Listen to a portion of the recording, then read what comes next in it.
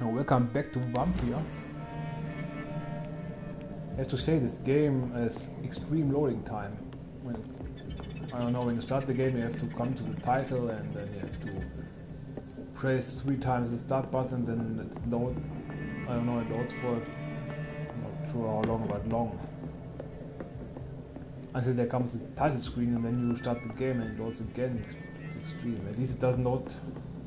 Oh, I don't know, I did not die so far. I'm not sure if it loads so much if you die. Really shitty.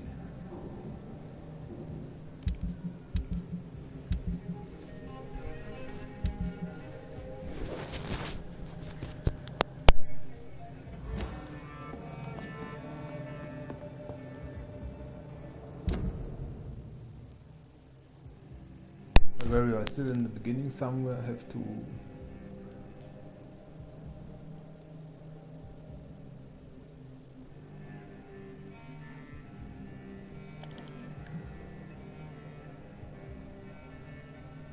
find the vampire.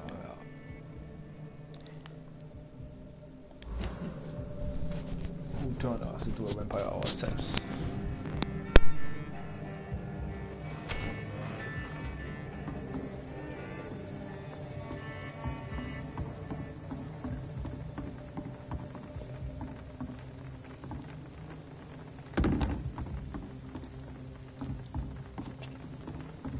According to the blood patterns, that's where the victim was attacked. So that must be the killer's trail. He doesn't move his lips when he's talking. Well, okay, it's a low budget game, but I mean, okay, this is something even a low budget game could do these days. More cutscenes would also be nice instead of pictures. It's like a picture gallery, Jerry. No.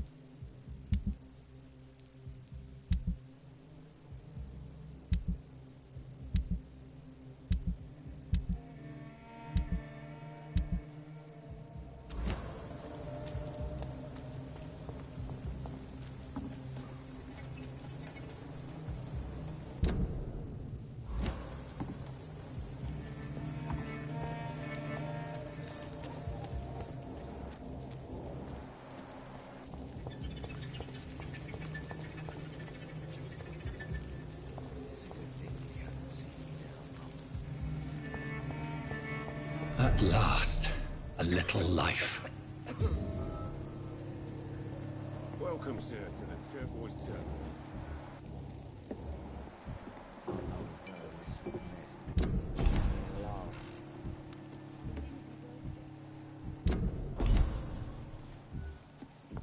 Whoever he may be, the killer recently entered this bar.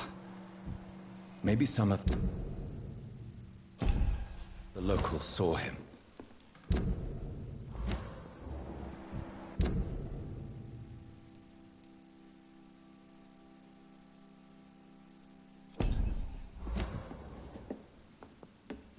Hello, sir. Are you all right? Is there any way I can help you? I don't know. Maybe you could just talk to me. Maybe you prefer to speak with Tom then. He's more agreeable talking to strangers.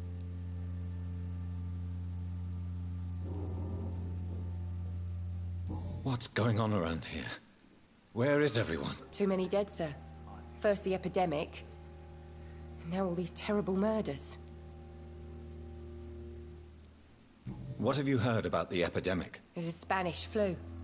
Yeah. Killed so many last summer. Thought we'd seen the last of it. Dozens dying every week. Are the authorities doing anything? Nothing. There are so many quarantine zones in London now. It's gotten really hard to travel across town. The murders. What can you say about them? Bodies found in the streets every morning. Drained of blood. It's just horrible. Some say the sewer dog is back. The sewer dog? What's that? No one knows. People have always disappeared around these parts. The ancients say it's the sewer dog coming out to feed. But now he's killing in the streets. What is this place? This is Tom's bar, the Turquoise Turtle. I'm the barmaid here, Sabrina, if you want to know. Are you always open this late at night? No, it's only since the epidemic started. Tom thought that people may need a safe place to stay. You don't seem to have much business. Where is everybody? Well, most people are sleeping right now. And those that are awake tend to avoid going out. What with the murders and all.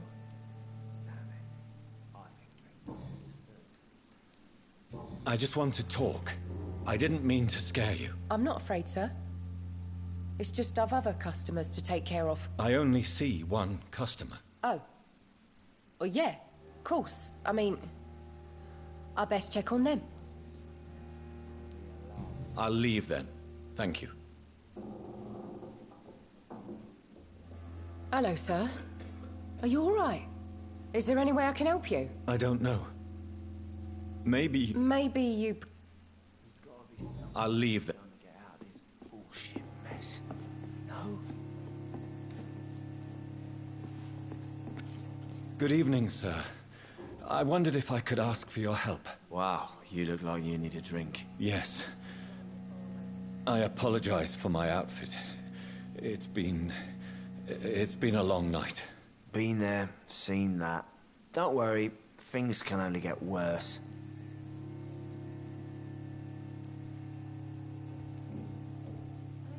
Has anybody entered the bar recently? Can't say. Sorry. I spent the night making love to that gorgeous bottle, see? This is important, sir. Are you sure no one has come in here in the last few hours? I don't know and I don't care. This is a free country. People still have the right to come and go, don't they?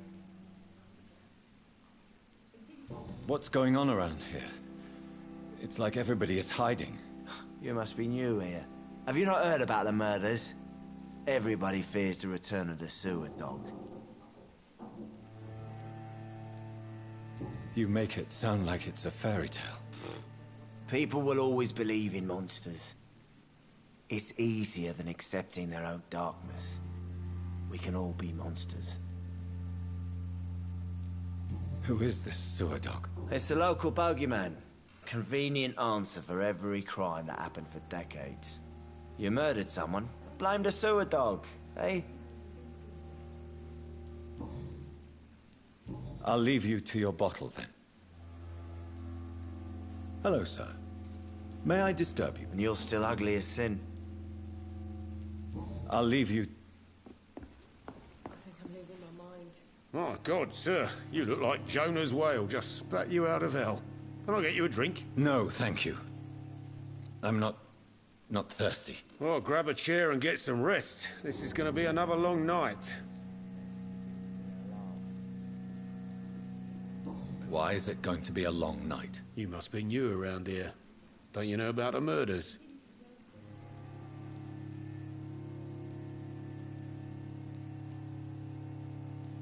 Tell me more about these murders. Every morning for the last few weeks, bodies have been found. And those poor sods didn't die of flu. Do the police have any leads on a suspect? Even before the outbreak, coppers never came round here. We're on our own. People die in these parts all the time, and no one cares. Where am I? Where is this place? You're at my bar, sir, the Turquoise Turtle. The last ray of light in this dangerous part of town. Aren't you scared? Scared of what? All the bad shit happens out on the foggy streets. And I never go outside. So you're open all night? Yep. Figured people might need a place to rest in these dark times.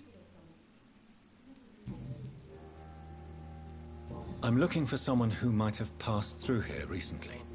Wondered if you might help. It's been quiet tonight. The only other person I've seen went straight up to his room. Thought it was kind of rude, actually. You mean he's still here? Well, yeah. He paid for the entire week.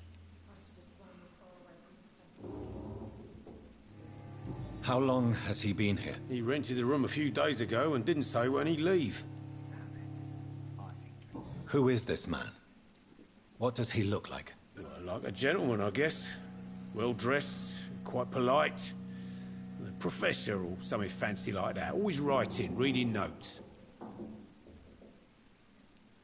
I need to meet this man. I have questions. Just climb the stairs and knock on the first door. I heard him open his window, so I guess he's still awake.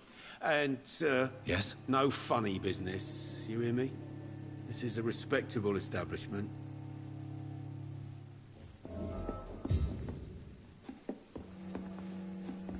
There's gotta be something can be done to get out of this bullshit mess. No?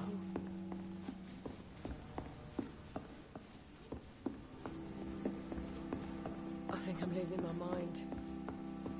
I should just run as far away from this place as I can.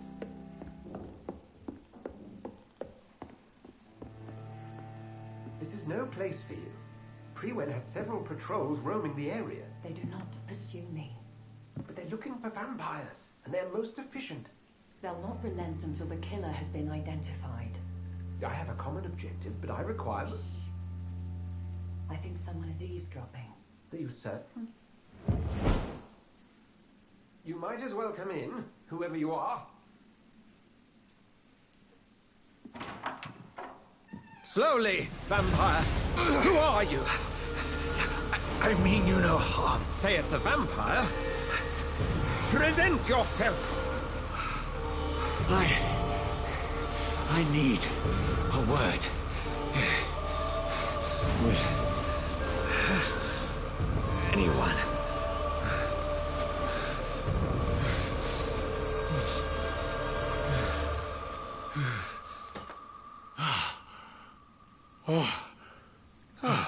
Well, that's something I can do for you.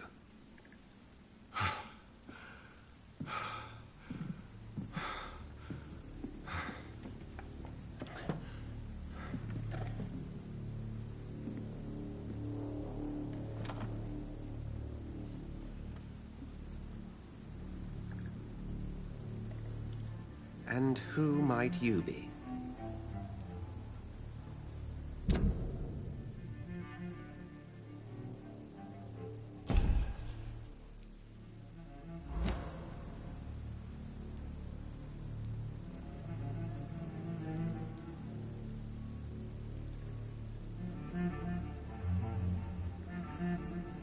I'm not sure that I know anymore. Might I at least learn the reason of your presence? That's none of your concern. Sir, you have entered my room in the middle of the night, pale as a corpse and shaking like a tree. So please, indulge me. Someone is molesting people.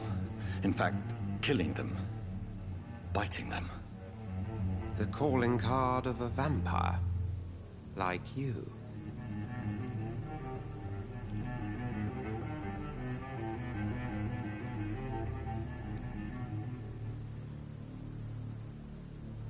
I've been hunted down in the streets and attacked. I'm a victim here, too. I believe you. Then if you are not a vampire, who or what are you? Dr. Edgar Swansea of the Brotherhood of St. Paul. I'm performing an independent investigation here in an attempt to understand precisely what is going on.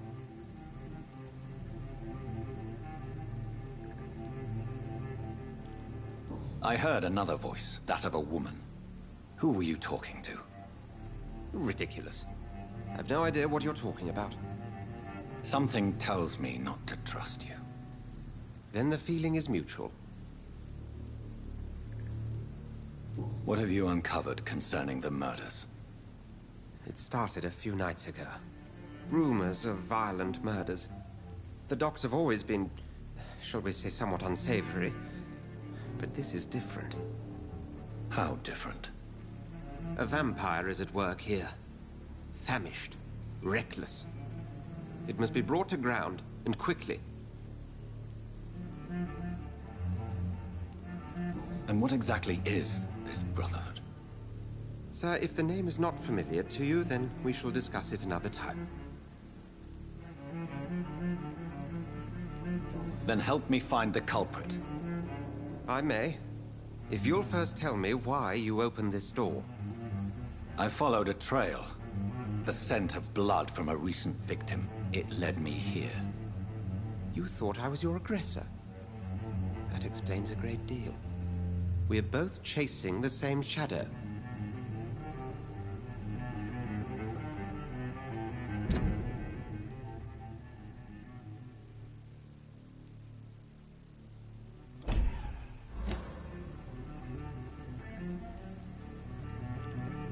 A shadow, indeed. Yet I heard his voice in my head. There was a moment I believed I was mad. You should let me handle this affair. You've no idea what you're up against. No. I will find the monster. He is mine. How will you do any better than I? But then let me ask you this. What are your intentions if you find the killer?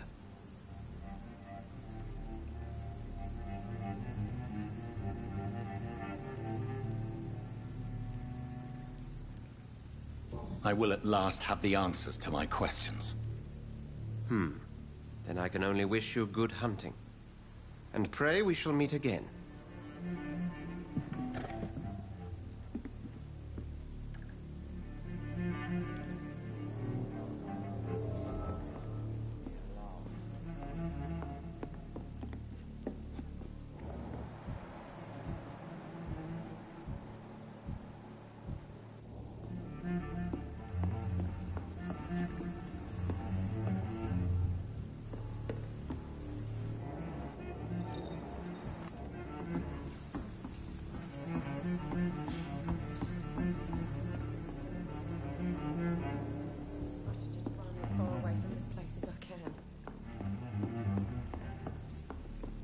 I cannot enter.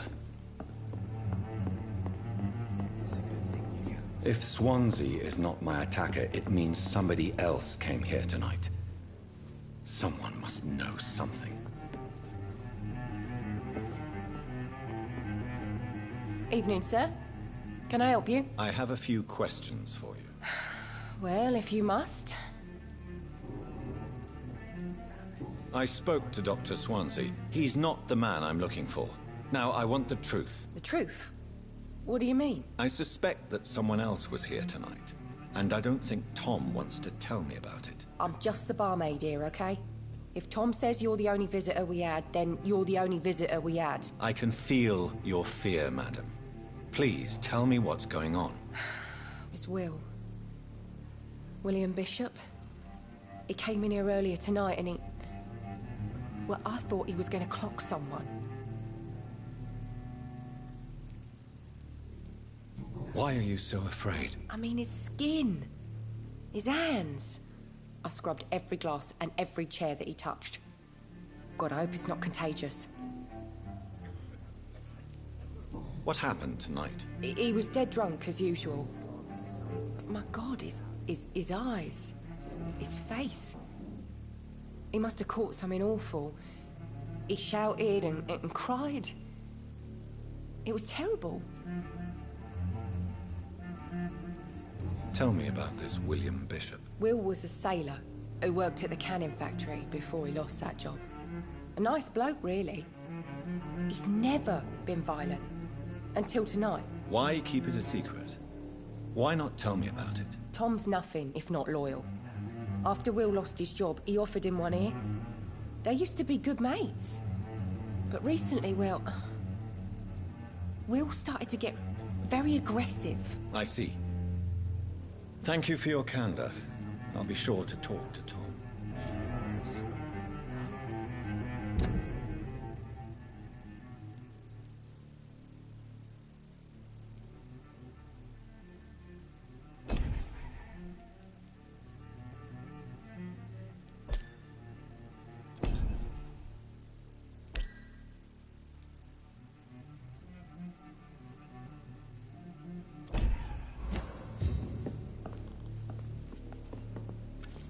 Hello, sir.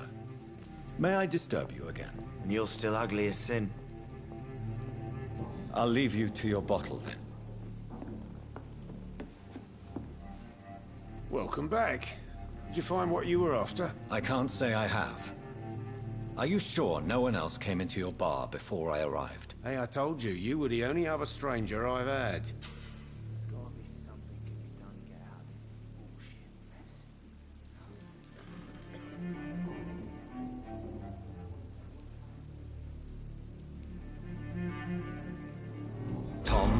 Talk to me about the visit from your old friend, William. Yes, Will came by tonight, but he's not my friend anymore. Who is he? William? Just an old sailor who loves his gin too much. He worked for years at the canning factory before it closed. Is he dangerous? Yeah. Like many drunks, he's all bark and no bite. Can barely stand up most of the time. How was he tonight? Was he different? Sicker than usual, perhaps. He whined and mumbled about how mean people were to him and how he'd like to talk to me outside, and then he left when I refused. Why lie to me if he is not your friend? I didn't lie. I said you were my only unannounced customer, and that's the truth. I need to find him. It's a matter of urgency. Do you know where he is? You could try his boat.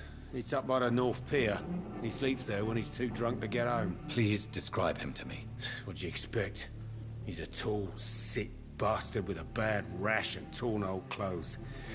William used to be strong. Now he's a mess. Thank you, Tom. If you see him, tell him I don't want him back here unless he cleans up his act, okay? There's gotta be something can be done to get out of this bullshit mess. It's locked, all right.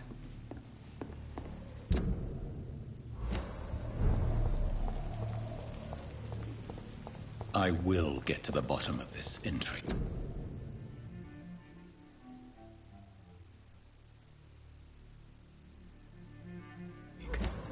What's been done to me, to this city?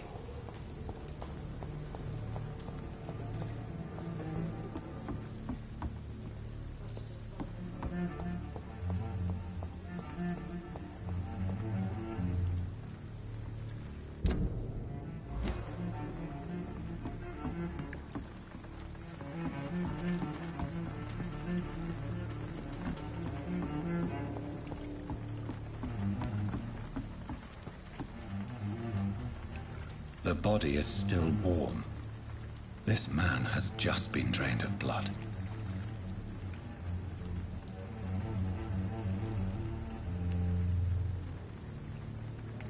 What's this? Some sort of note.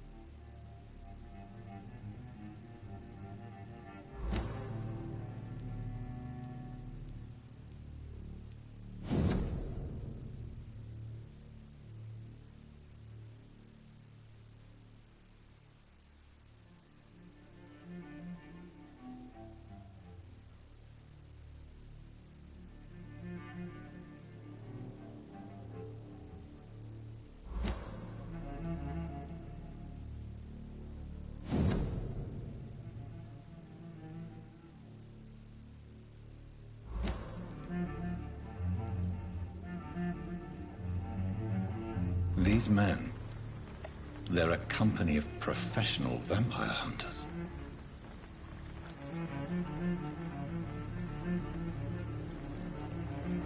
This man was armed. He tried to defend himself. This corpse has been dried of its blood, just like the previous victim. Blood and empty gin bottles. This Bishop fellow is something of a heavy drinker.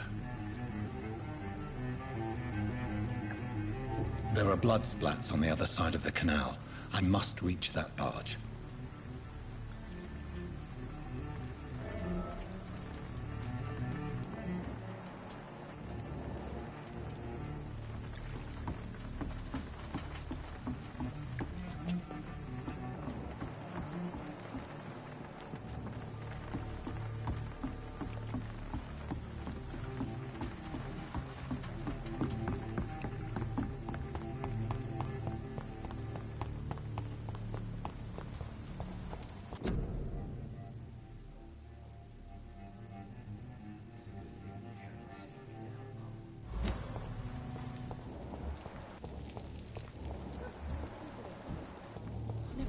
To India. I'm occupied presently.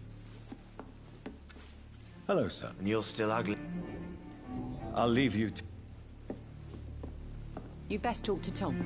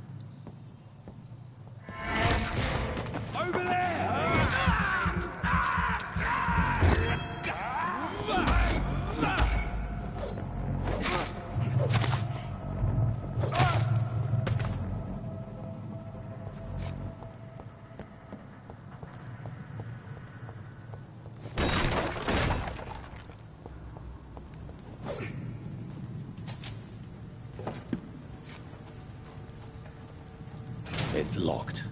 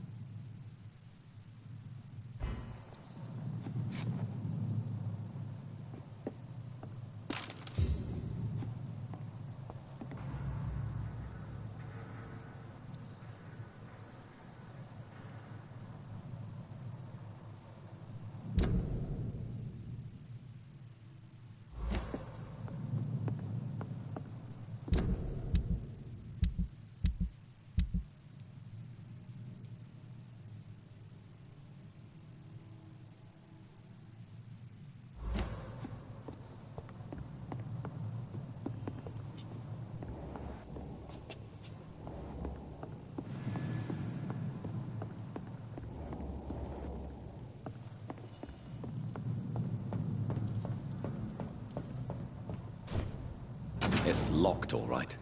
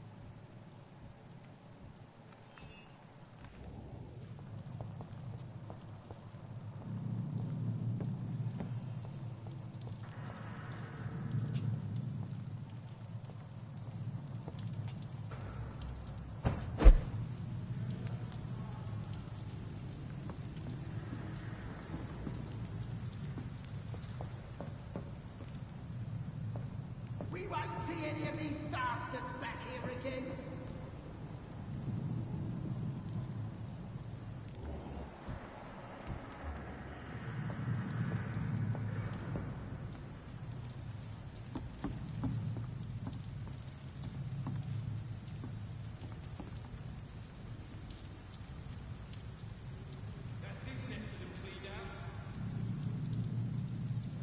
He's dead!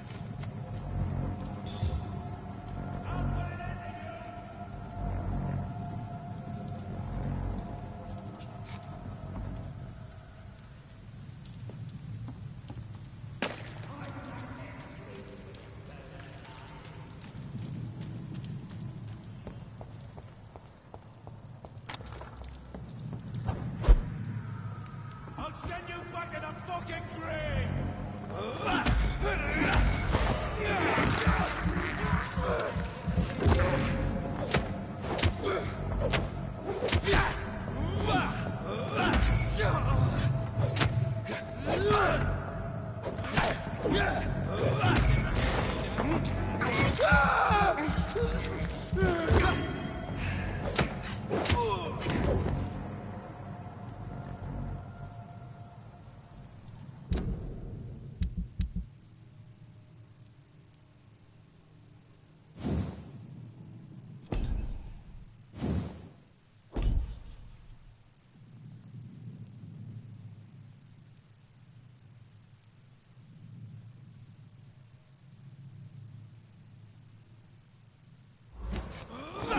I like their screams when you burn them alive.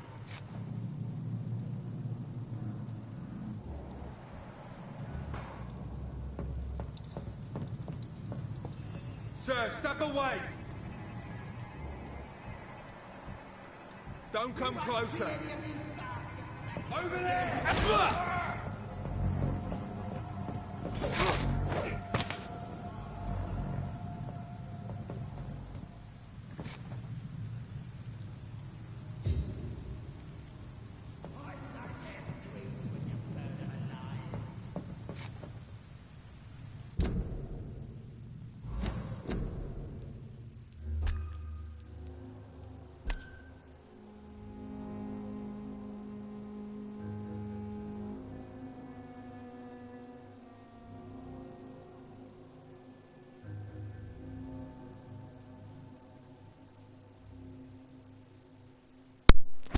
I don't really understand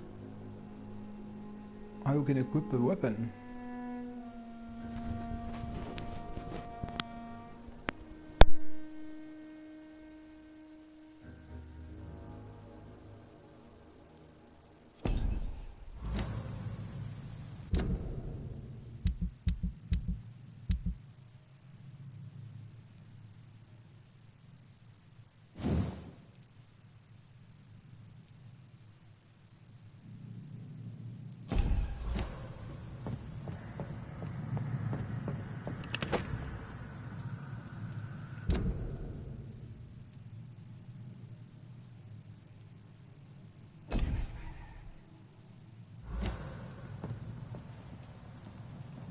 this nest of them cleaned out.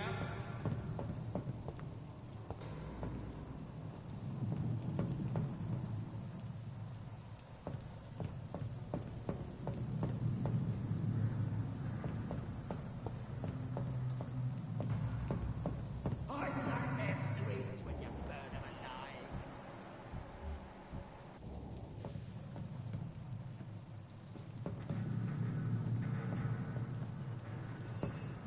Over there! There's one of them burning! Christ, he's dead! He's done for!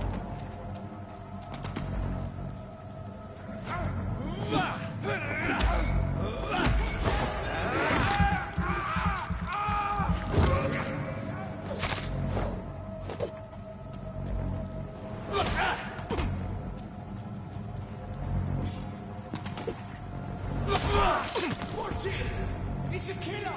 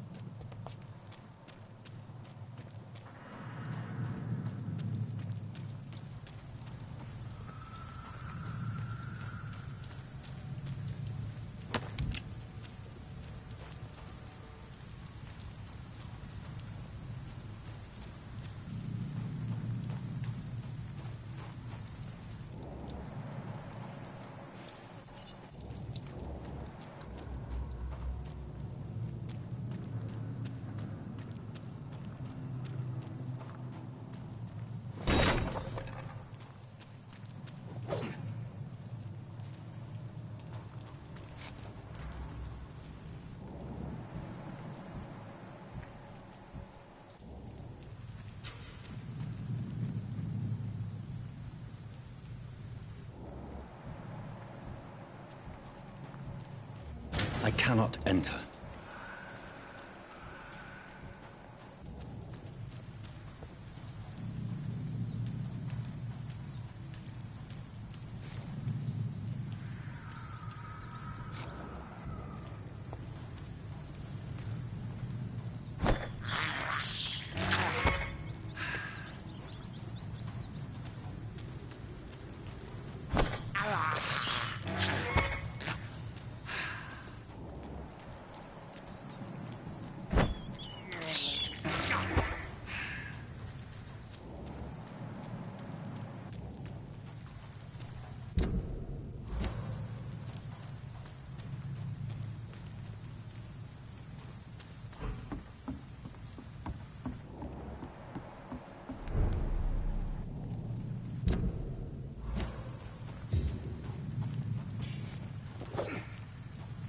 It's locked. Fresh blood. The whole building reeks of it. The scent is so strong it makes me dizzy.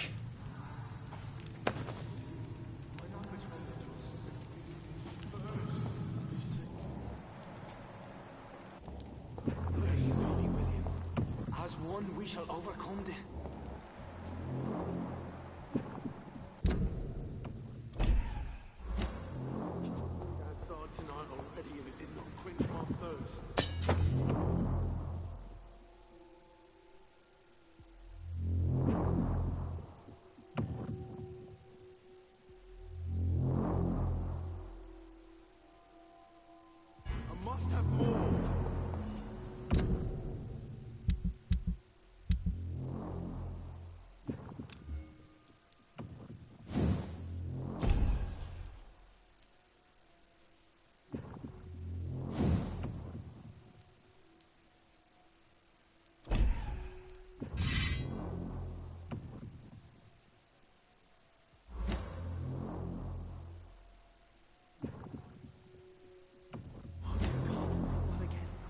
Please stop. You're my last and dearest friend. It's locked, all right. This place reeks of bloodshed.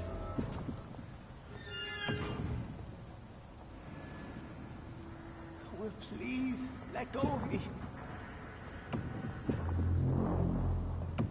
This creature is bedeviled. I must put it down.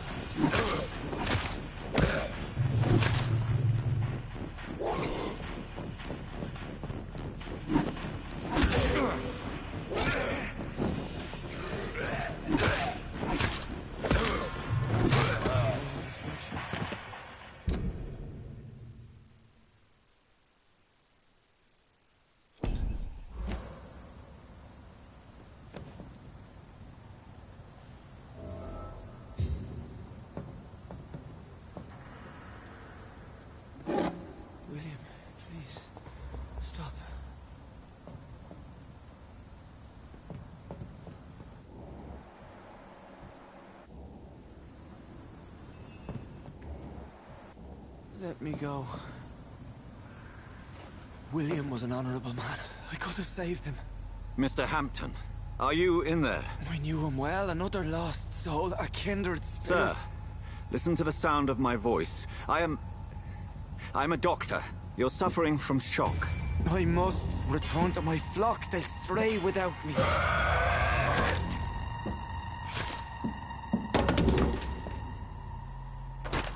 Remember, certain skulls are every bit as resistant as we are. Who are you? What do you mean by Skal? You truly are a newborn. I should have realized. Wait. You are the woman from the bar. Are you... like me? Can you help me? I believe, sir, I already have.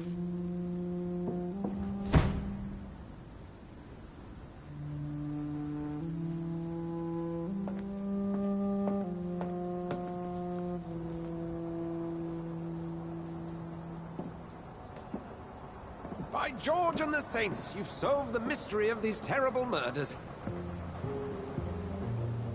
Patience, good fellows, I've come to offer help. Just give me a moment to secure my boat. We can leave this awful place.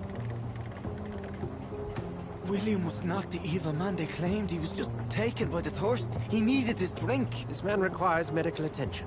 We'll see he gets to the nearest hospital. No, please, I must tend to my fold. My flock needs me. There, sir.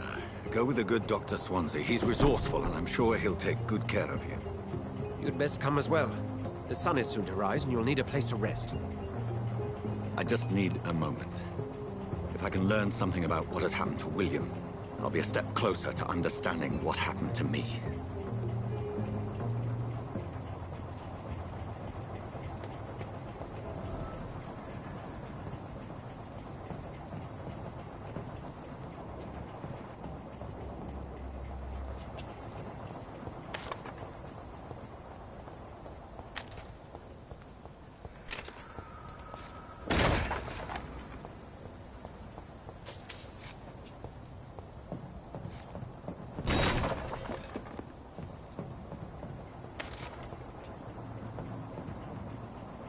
This poor creature can't be my maker.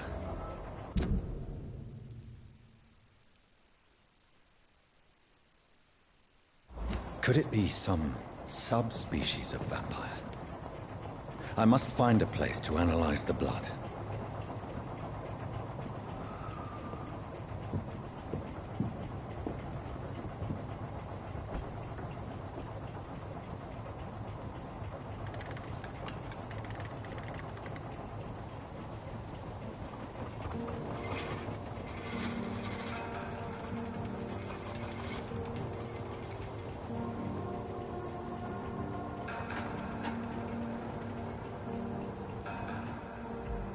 Where are we headed? We're on our way to the Pembroke Hospital. It's just across the canal. They'll have a bed for poor Mr. Hampton. William was... what manner of creature was he? Predator, prey, villain, and victim.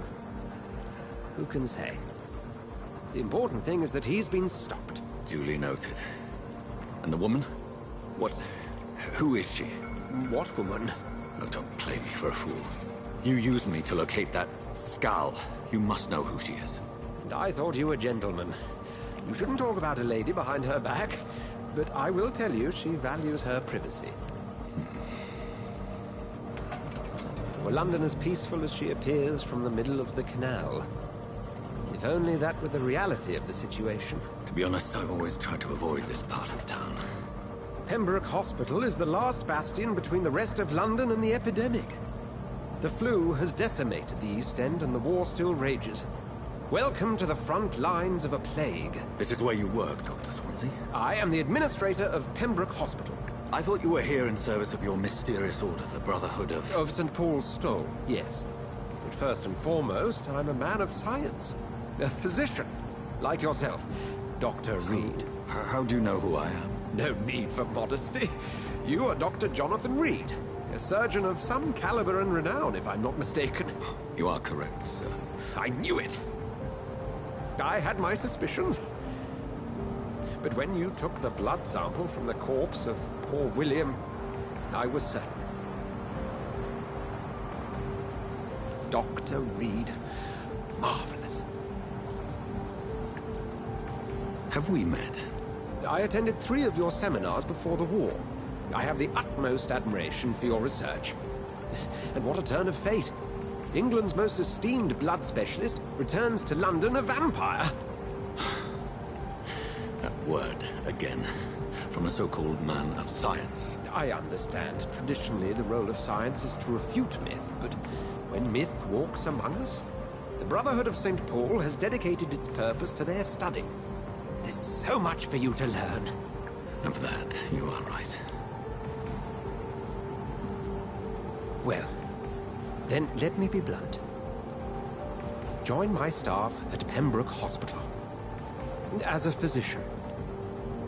I suspect you'll not find a better post of employment to contemplate your predicament. This is sudden. I was returning home to see my sickly mother. But alas, that was before contracting this affliction. Dr. Reed, take a moment to consider. The post would be for the night shift, providing a good explanation for your absence during daylight hours. You'll be adequately reimbursed, and have a place to hide. I even had the forethought to bring some clean clothes. So, what do you say? It seems I have little choice, but yours is a generous offer, so I thank you. Brilliant! Oh, Jonathan, this is one for the book, and the beginning of a beautiful friendship.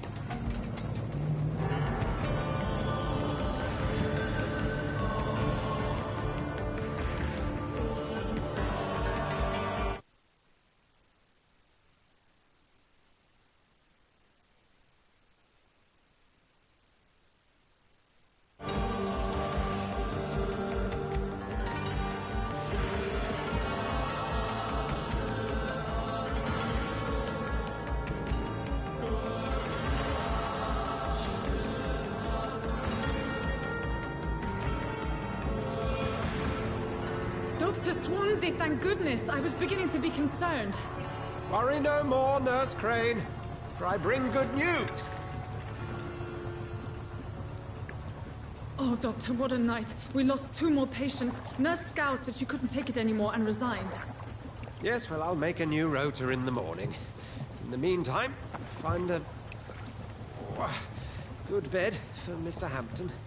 Be sure to pay attention to his needs. Of course, Doctor. Oh, and Dorothy? Yes, Doctor? Dr. Reed here has just returned from the front. He served King and Country and will be joining us here at Pembroke. We're very lucky to have gained a surgeon of his talent, and one so experienced in blood transfusions. That is good news indeed, Doctor. Oh, yes.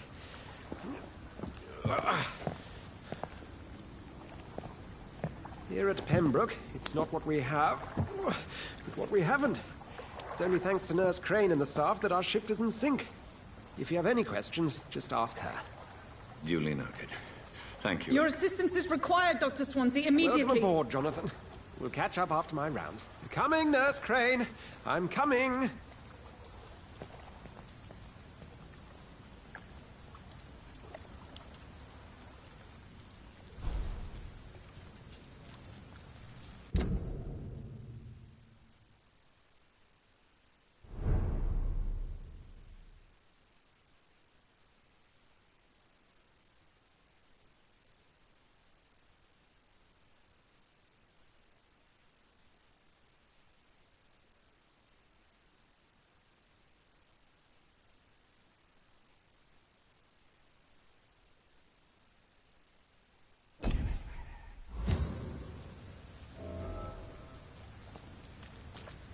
It's locked.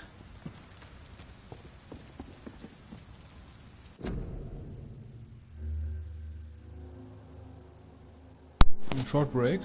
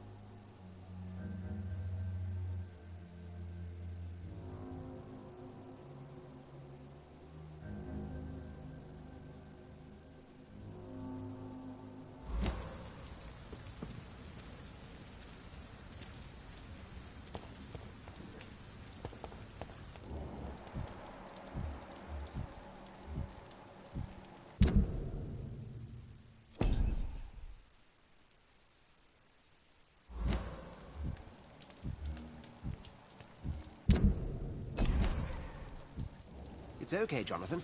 I'll see you later.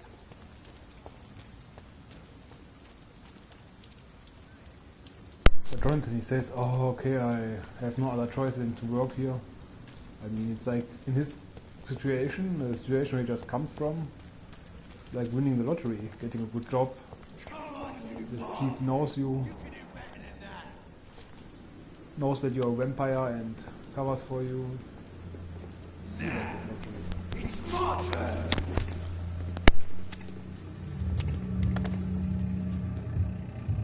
Rotten or pristine, each heart contains the seed of life.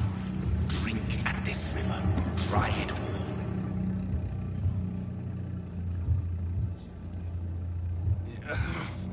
Oh, come on, you bastard! I won't bite. Sir, please. You've lost too much blood. Calm yourself.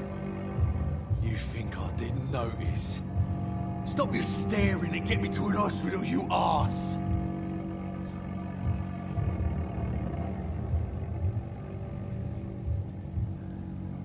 Insulting a good Samaritan. Not exactly the way to get rescued.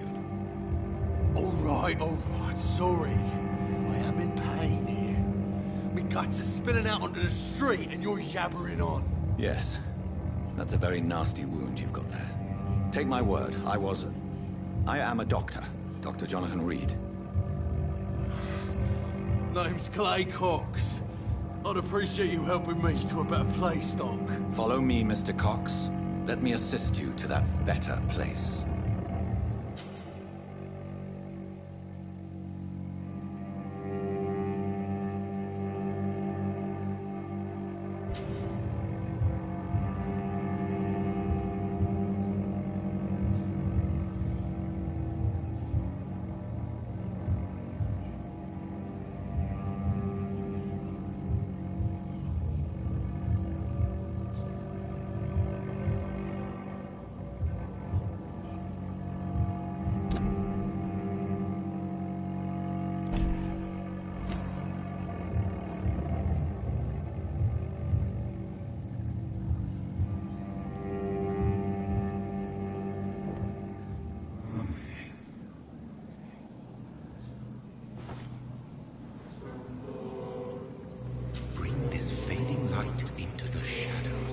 Dance with him the dance of life and death.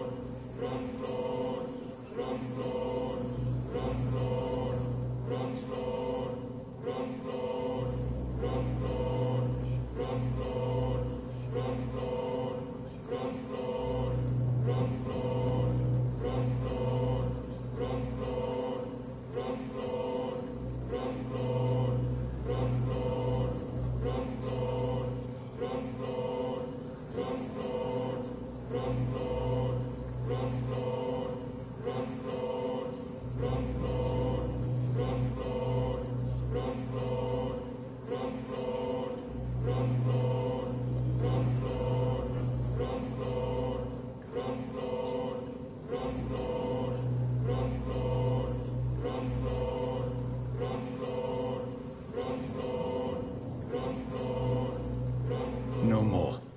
Not tonight. Not like this. I will not take another life.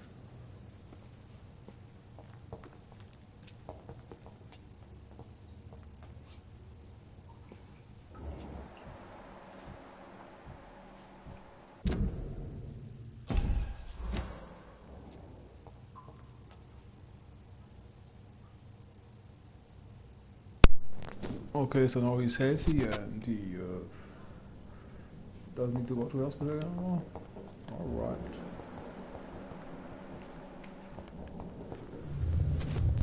It is wise for the huntsman to sometimes let his prey go. But no famished hunter can run for long.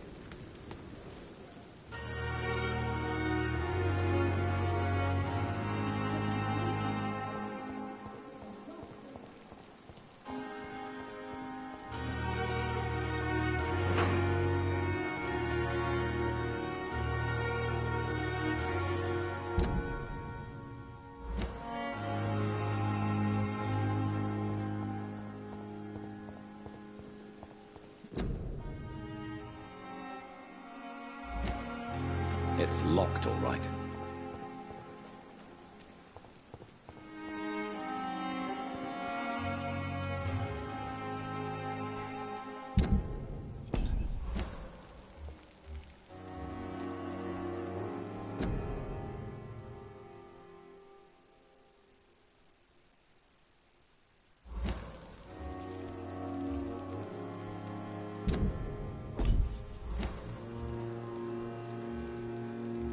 Doctor, where have you been?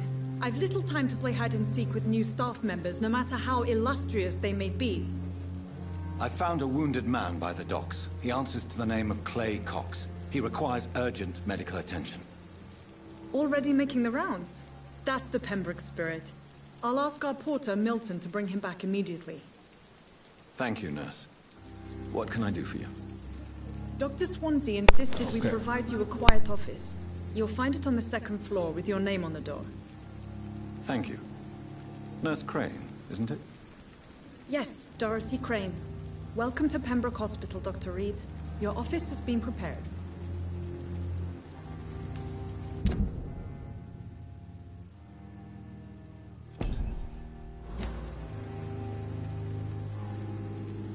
I would like to ask a few questions first.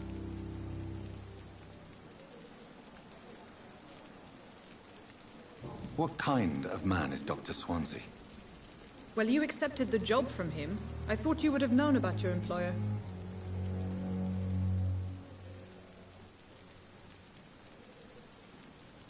It's right to assume Dr. Swansea knows far more about me than I do about him. You'll get to know him soon enough, and better than me. The administrator has better things to do than mix with us. Apologies, I've only just met him the once.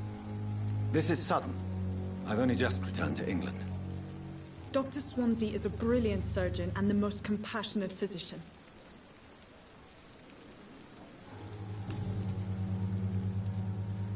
And Mr. Hampton, the patient we brought in, how does he fare? I gave him a sedative to help him sleep. Poor thing was in quite a state of shock. If you could point me in the direction of my room again, nurse. Second floor of the hospital, left after the stairs. It's the last vacant office at the end of the corridor. Thank you, Nurse Crane.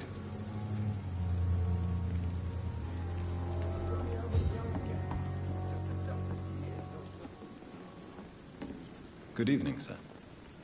So it is true. The famous Dr. Reed has joined us. I can't think of any better news during these terrible times. Do we know each other? Actually, yes.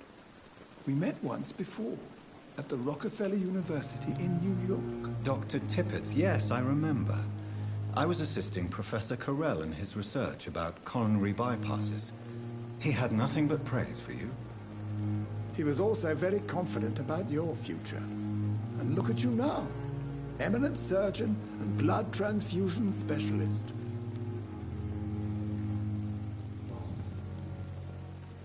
What is the Pembroke Hospital situation? And please, speak freely. This hospital is not exactly the best of London. I'm sure you are used to working in a better environment.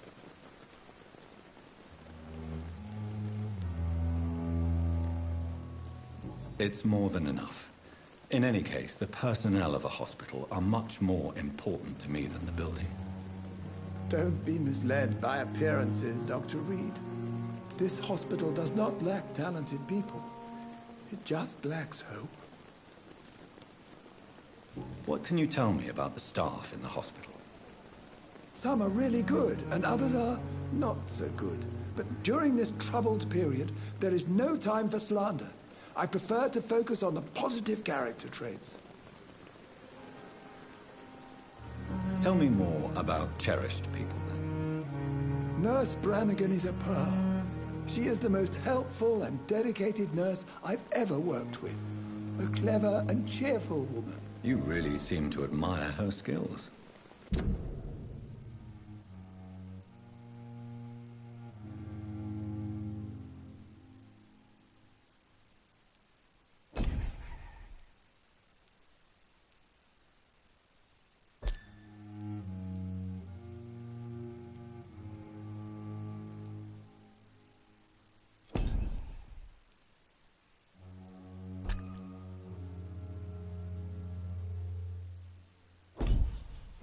I'll go even further. If she was a man, she would be a damn fine practitioner. Any opinion about the management? I don't always agree with Dr. Swansea's reserve, but I must admit he does all he can to keep this facility running during this crisis. Ah, yes, the burden of command. I was fed up with this concept while serving as a medical officer. Don't get me wrong. Swansea's a good administrator. I just wish he would get out of his office now and again.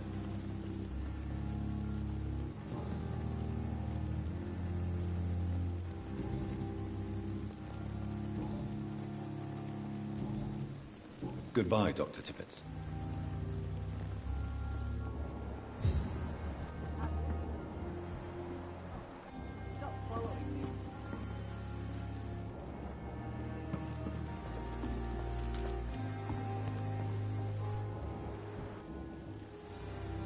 Good evening, nurse. I'm Dr. Jonathan Reed, the new surgeon here at the Pembroke. Dr. Swansea has already told us about you, sir. I'm Nurse Gwyneth Brannigan. Welcome to the Pembroke Hospital. Did he really? It's a good thing I wasn't hoping to keep a low profile. All members of staff have already read about your new blood transfusion technique. Dr. Swansea made sure of that. I see. Well, I'm a little surprised, but I suppose I'll just have to deal with this unexpected notoriety. You must know, blood transfusions are Dr. Swansea's primary subject of research. He is convinced it is the future.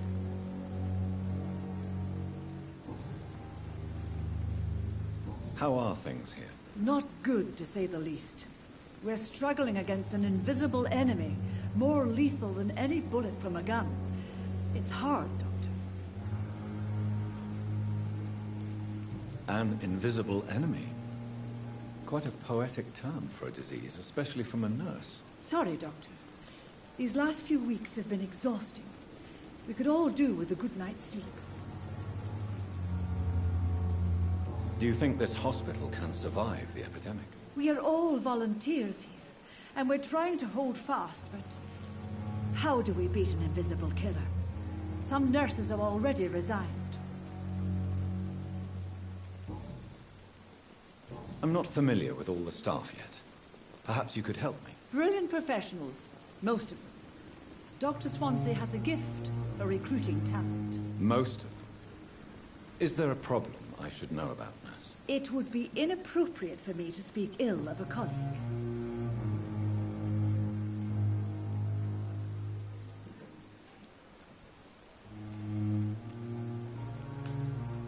Is there anyone that stands out? Well, I have never met someone as dedicated as Dr. Tippett's.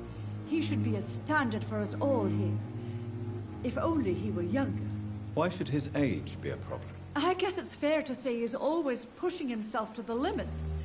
He just doesn't know when to stop and get some rest.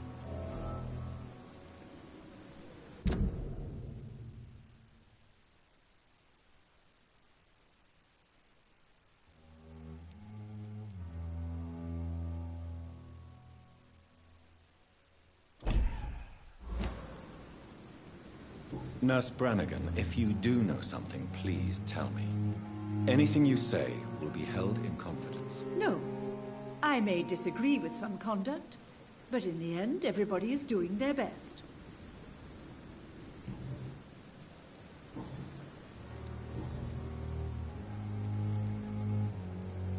Why does Dr. Tippett claim you're the main reason he keeps working, despite his fatigue? If it wasn't for him, I probably would have left the Pembroke years ago. Dr. Tippett does not think of you as just a nurse anymore, does he? If you're suggesting he's not taking my gender into consideration when it comes to medical practice and knowledge, I really hope he doesn't.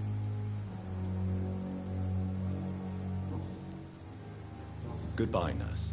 Call me if you need assistance.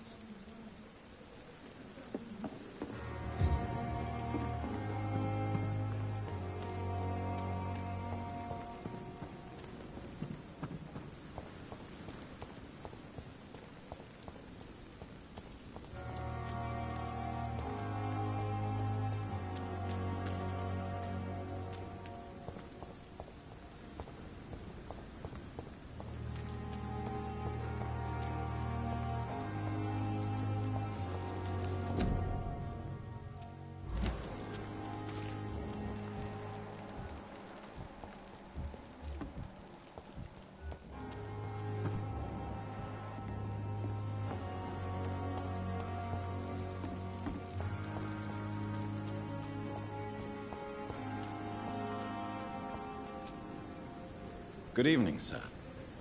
I'm Dr. Jonathan Reed. I'm new here. I've already heard about you, Dr. Reed. I'm Milton Hooks, the ambulance driver for this shithole of a hospital. That's quite a blunt introduction, Mr. Hooks. You can call me Milton. I like to speak my mind, Dr. Reed. Perk of the job. Don't judge me, and I won't judge you. I'm not sure I understand what you're talking about. Well, I'm no doctor, but I'm pretty sure a gun can't be used as a surgical instrument. You have a keen eye. I learned to shoot during the war, and have carried one ever since. Old habits die hard. No need to explain, Dr. Reed. And if you ever need a better gun, remember, I may have something for you.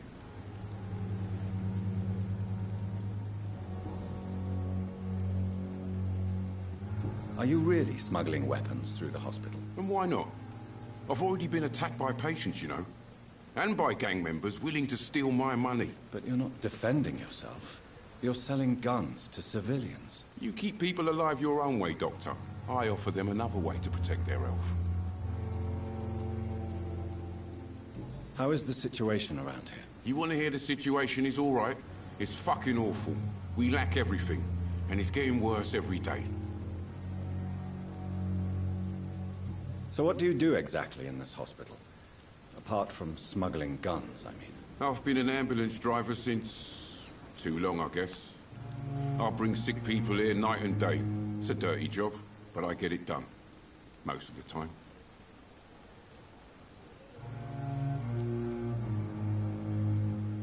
Since you're on the front line, how is the sanitary situation in this vicinity? It's a complete disaster.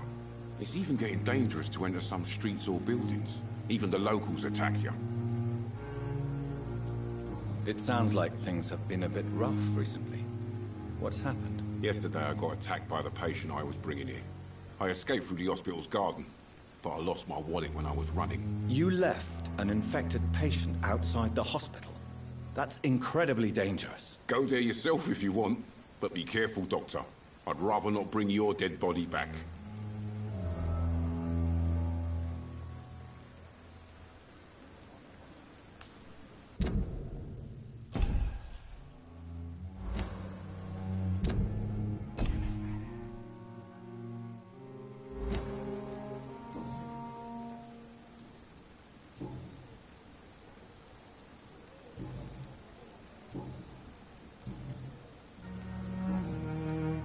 I'd like to see your goods. Wise choice, Dr. Reed. A reliable gun is what everybody needs these days.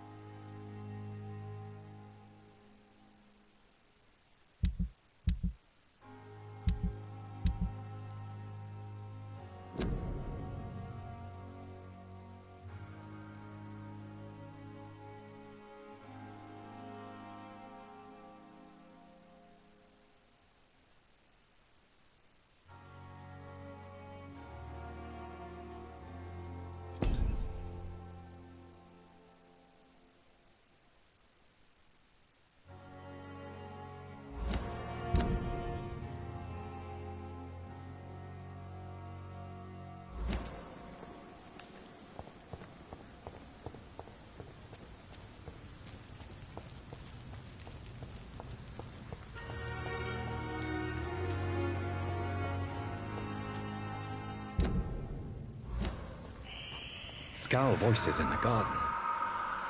I should investigate. If they were to find somebody...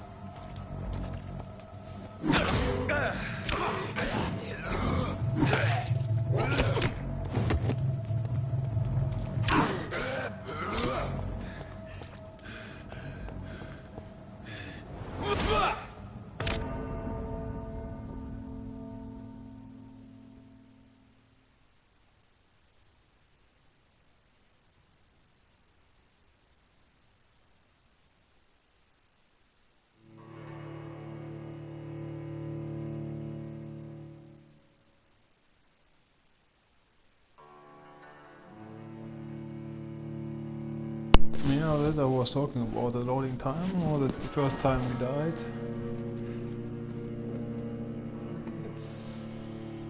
It would be good if there was a checkpoint recently.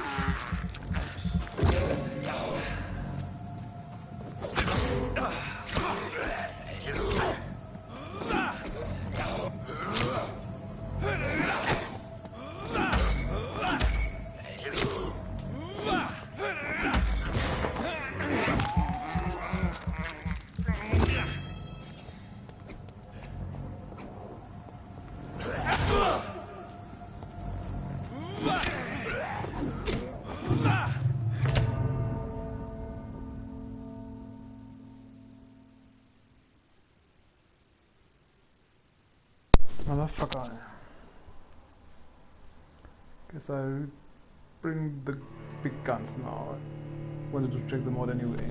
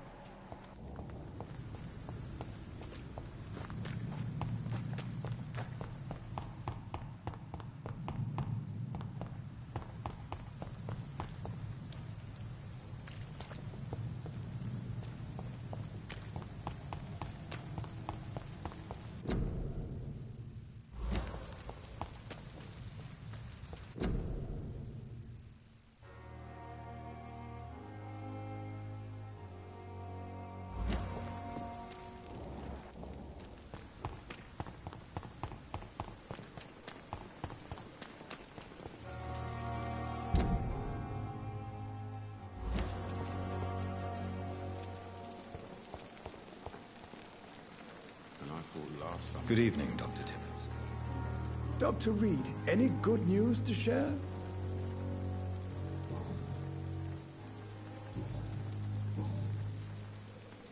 You're exhausting yourself, Corcoran. Maybe you should think about preserving your strength. No. We must keep on healing all those poor souls. We are the last rampart before chaos. Once more unto the breach.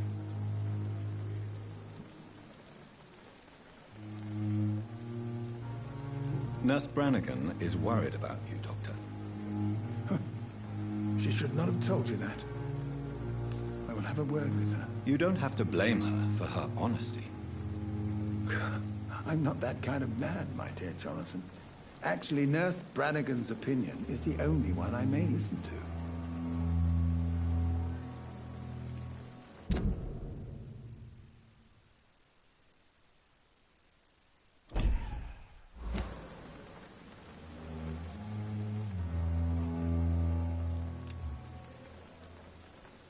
Do you need any medical assistance yourself, Doctor? Come on, don't be ridiculous, dear colleague.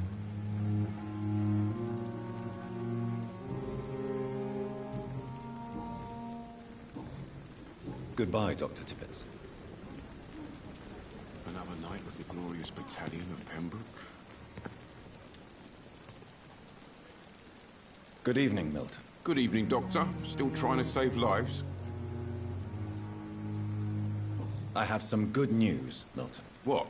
The epidemic's over? I retrieved your wallet, with all the money, and a certain picture. Well, yeah, Pippa Hawkins is my girl. So what? Is it the difference of skin colour that bothers you? Not at all, Milton. Good. Please.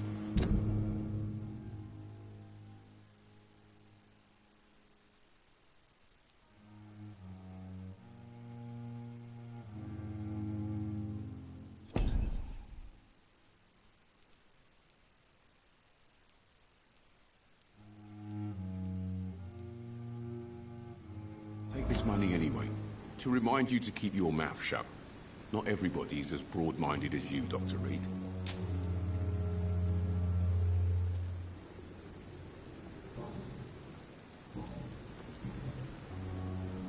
What's going on between you and Nurse Hawkins? Pippa's tired. Tired of all this shit. Tired of all those corpses piling up. She's as depressed as I am.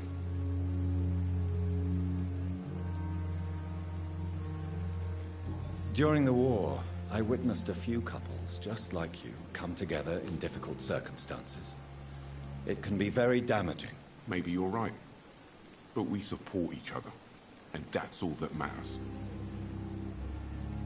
You do realize you could both get fired. Hospital staff are not meant to have intimate relationships with one another. Come on, Dr. Reed. Do you know how many rules are broken in this hospital every day just to keep it running?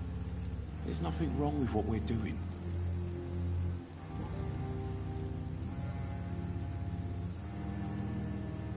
Goodbye, Milton.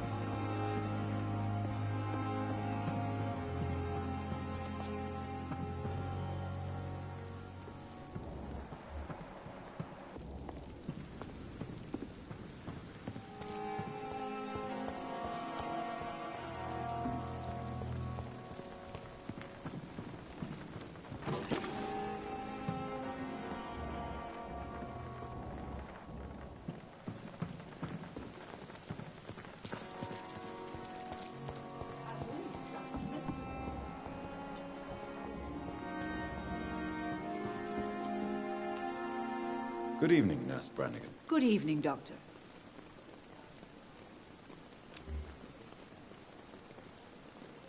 Do you require medical assistance, nurse? Thank you for your concern, but I'm fine. Goodbye, nurse. Call me if you need assistance. Good evening, nurse. Good evening, Doc. Goodbye.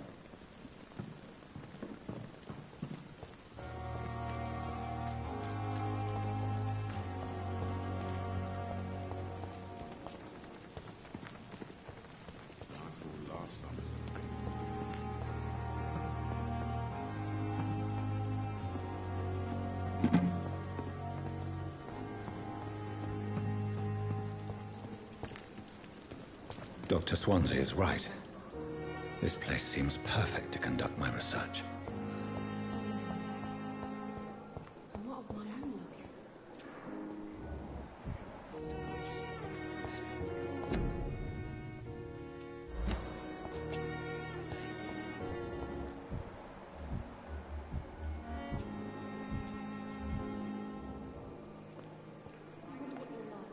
Good evening, nurse. Good evening, Doctor.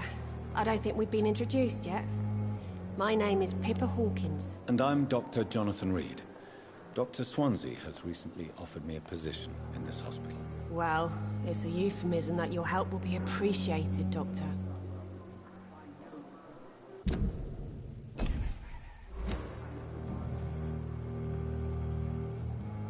How would you describe the situation at the Pembroke Hospital? It's serious. The flu is wreaking havoc and... Nurse Hawkins, the Spanish flu won't last forever. Even the Black Plague didn't kill everyone. I wish I could believe you.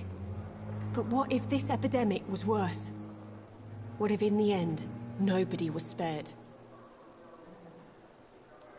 You must get a hold of yourself, nurse. Sorry, I'm exhausted. No one has any idea when this epidemic will be over. How long have you been a nurse? Well, long enough to see that the epidemic is winning. And no matter how qualified you are, don't tell me you'll change that. You'd be surprised what dedication can achieve, Nurse Hawkins. In medicine, sometimes we're just a test result away from a miracle. Sorry, Doctor. I don't want to sound bitter, but I'm just too tired to give a pep talk like Nurse Brannigan. How is the Pembroke staff coping with the epidemic? Well, not well. Milton, the ambulance driver, is even more grumpy than usual, especially concerning doctors. Why does Milton dislike doctors? I don't know. Just ask him. But be warned, Milton is not the chatty type. Why is Milton grumpy on a daily basis? Is it just an act? Milton's not the kind of man who's bothered about a bad reputation, whether he deserved it or not.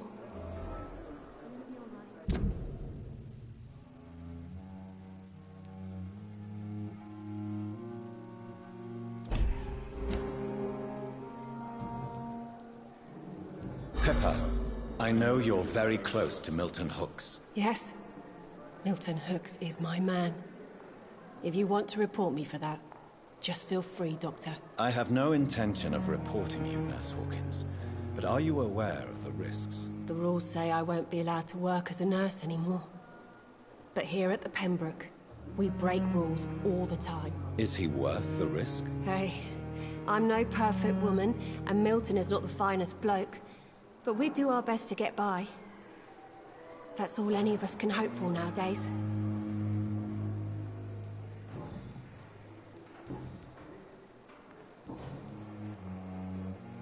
Goodbye, Nurse Hawkins. But the suffering continues.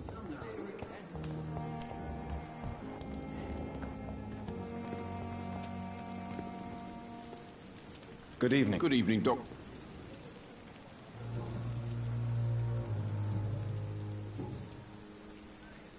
Why do you have such a mediocre reputation among your colleagues, Milton? Fuck them.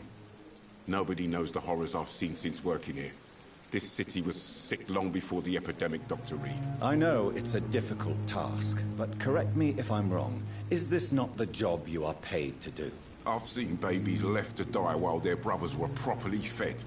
Underage girls and boys sold to all manner of perverts. I'm sorry, I don't know what to say. Yeah, exactly.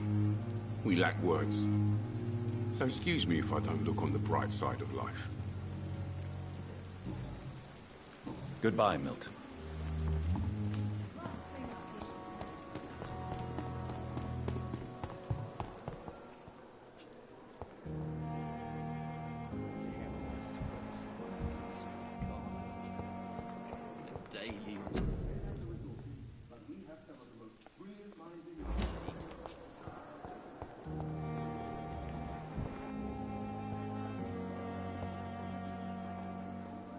Good evening, sir.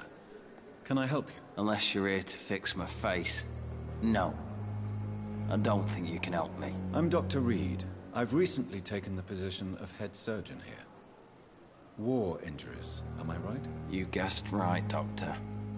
German shell took my pretty little mug right off. But they still call me Thomas Elwood.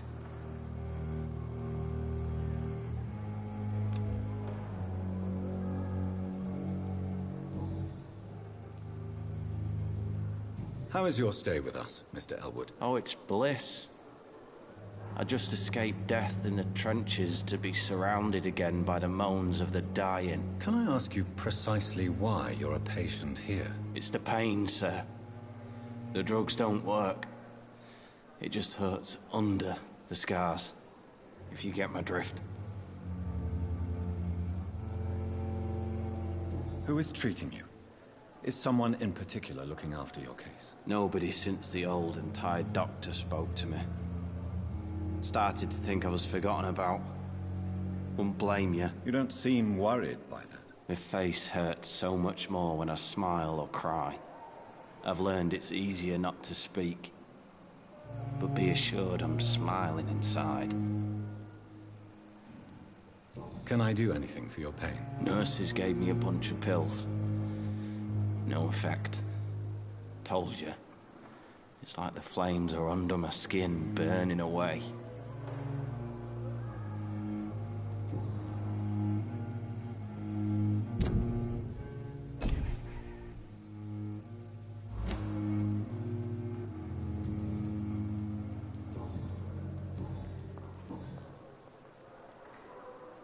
Where were you stationed, sir? Did you serve for long? I really don't want to talk about all this shit. No offense. I was pushing too much. I served in France myself. I just wanted to know what happened to you. You were an officer, weren't you? Then I doubt we fought the same war, sir. No offense.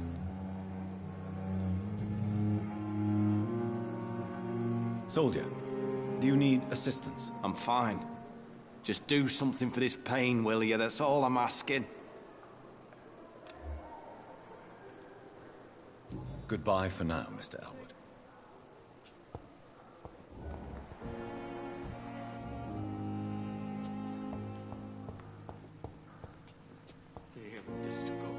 Good evening, Mr. Hampton. How do you feel? Dr. Reed, is it? Oh, sir, I must apologize for my behavior. What do you mean? I was not myself in the factory. Fear and exhaustion made me say awful things to you, I'm afraid. You remained perfectly nice and polite. A little delirious, perhaps. But who wouldn't be after enduring an abduction? Thank you, Doctor. That's a relief. Now all I need to do is rest and return to my flock.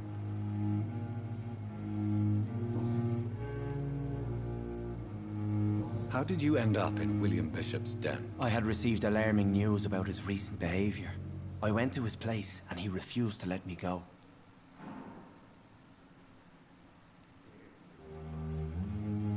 Why did he abduct you? William was an alcoholic. His addiction suddenly changed to blood. I don't know why. Just like a patient I met here. This Miss Hawcroft.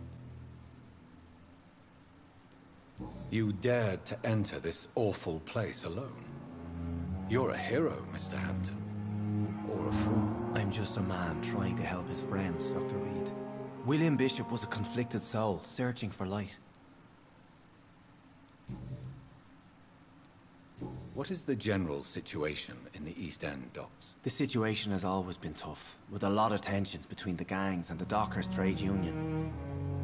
The wet boot boys are Who leads the gang now? Since Clay Cox went missing, it's his wife Edwina who runs the show, with the assistance of her minion, Booth Digby. Has the gang been threatening you? Ah, no. I've had this nickname for so long, you know, the sad saint of the East End. No one dares to bug a saint, not even criminals. Do you know Tom Watts, the bartender from the Turtle? I met him before I found you in the canning factory. Tom? Yes, of course. Always the helping hand, good old Tom. Without men like him, corruption and despair would have wiped out the East End long ago. Who should I avoid in this part of town, then? Any particularly evil figures? Not really. Most men and women are just doing their best. And it's not my habit to speak ill of people I know, Doctor. People are still in despair. How could it be otherwise? The authorities have left us all to rot in this contagious nightmare. No drugs, no advice, nothing. It's a damn shame.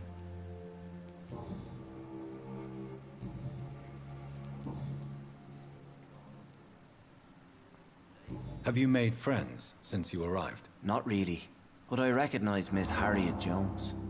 I knew her when she lived by the docks. That poor woman had such a miserable life. You never came to see her here at Pembroke? Receiving visits when sick can be an important part of the healing process, you know. We're not just bodies. You're preaching to the converted now, Doctor. To be truly honest, I thought she was dead. She left the docks many months ago.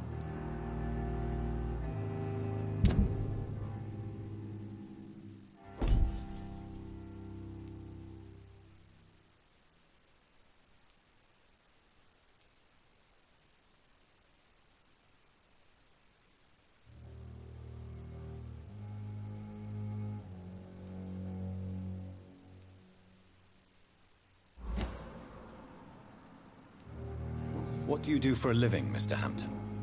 I can't help but notice the cross around your neck. I manage a night asylum for the poor and homeless of the docks. And I try to guide the lost and hesitant on the right path to our Lord. Are you a priest, Mr. Hampton? A deacon, maybe? Not at all, Doctor. I'm just a man of faith willing to preach the good word. Why didn't you use your cross against William Bishop? To repel him somehow? That's a very strange question, Doctor.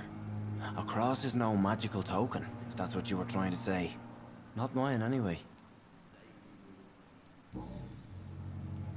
How do you feel, Mr. Hampton? Medically speaking, I mean. I feel exhausted.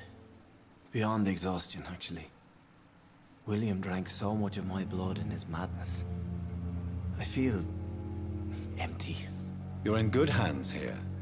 Dr. Swansea is well versed in blood transfusion, and I'm sure he'll take the best care of you. Thank you, sir. I believe all I need is rest. And then I can go back to the people who need me. Goodbye, Mr. Hampton. We'll talk again later. Hello again, Dr. Reed. Goodbye, Mr. Hampton.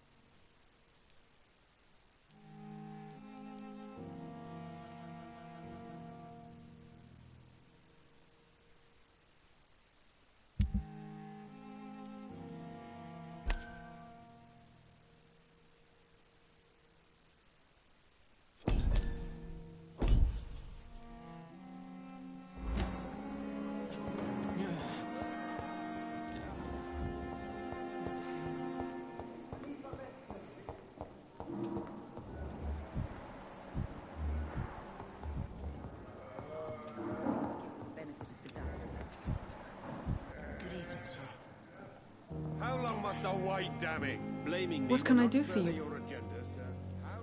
Thank you, Nurse Crane. Yeah, you have the right to disapprove of our methods, and you will kindly apologize when you're feeling better.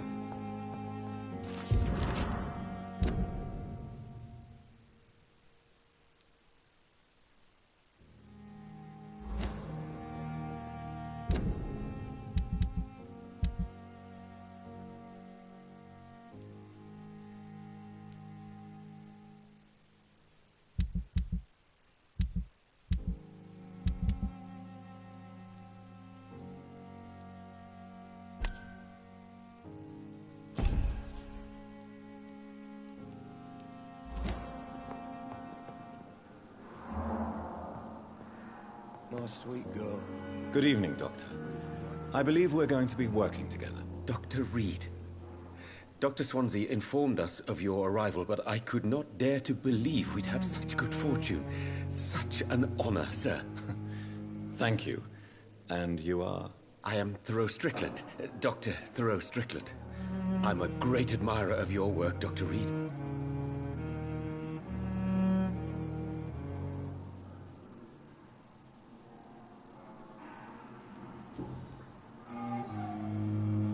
Please, could you tell me something about yourself? I'm a great admirer of your work concerning blood transfusion, Dr. Reed. I run my own experiments. I'm convinced it's the future.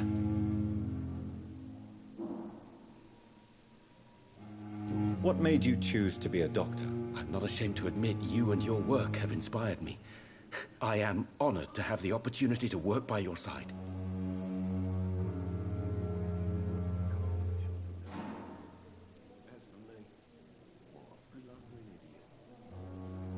It's always a pleasure to share scientific and medical knowledge with someone eager to learn. I'll be glad to help you if I can.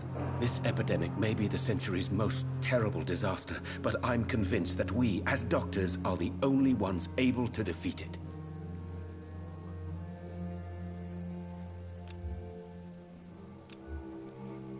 I based my technique on my mentor's research. He helped me perfect my method. What is yours? I'd rather not talk about it. For now, it's just theories and first approach. My process is purely experimental and unsuccessful. As long as you're cautious and methodical.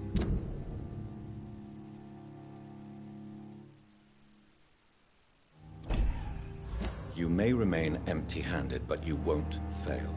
You're not the first one to warn me, but I am convinced knowledge is the main weapon against the ravages of this epidemic.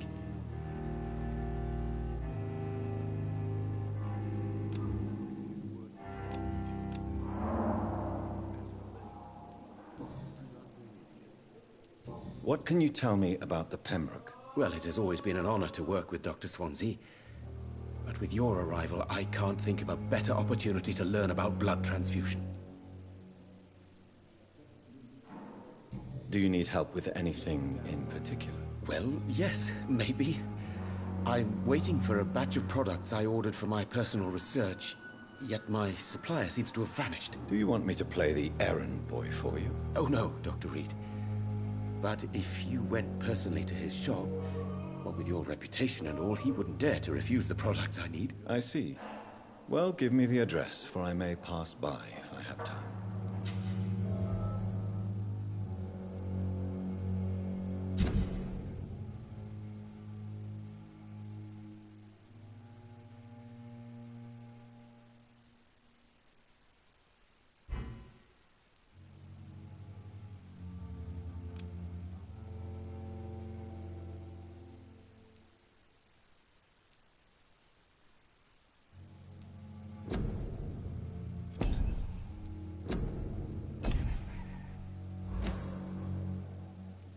You seem quite optimistic.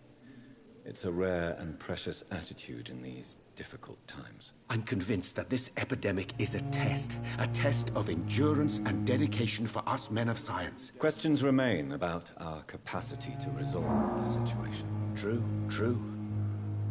Last summer, during the first wave of the epidemic, I used to joke with Milton about the extra work. We're not smiling now.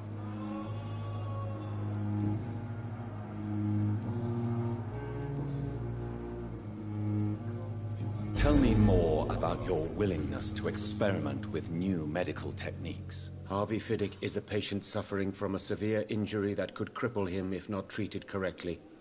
I'm convinced your blood transfusion technique could help him. What is it you really want? To save him, or to prove your point? Fair question. I want nothing but to save my patient, Dr. Reed.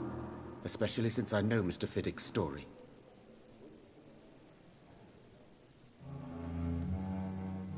Tell me Mr. Fiddick's story. Our first diagnosis was compromised because Mr. Fiddick lied to us about the real origin of his injury. He first claimed it was an accident. But why would he hide such crucial information from us? Because he is a proud father, ashamed of putting his children at risk because of his own negligence.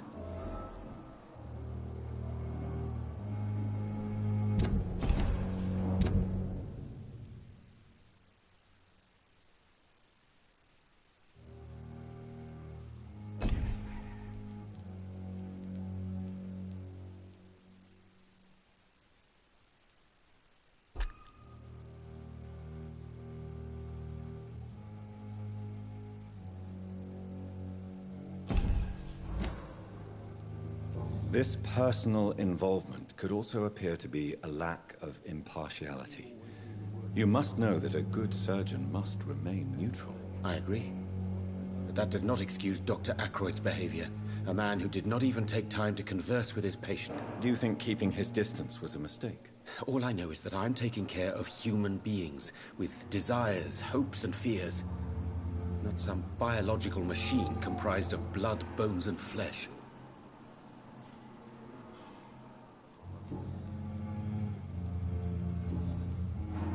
Goodbye, Dr. Strickland.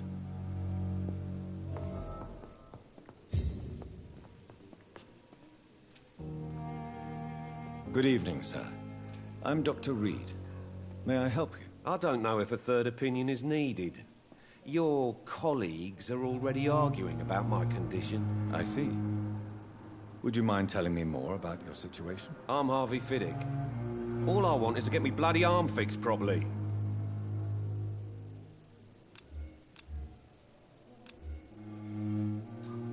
Is there anything else that's bothering you? Can I help in any way? I'm all right. Considering the state of this place, I should consider myself lucky, I guess. Tell me about yourself. I'm just a regular guy. I was more curious about what you were doing before being hospitalized. I'm a carpenter. And a good one, too. But that means I need both arms to feed my family, Dr. Reed. Are you satisfied with your treatment here? Well, it's clear that I've chosen a bad time to be injured.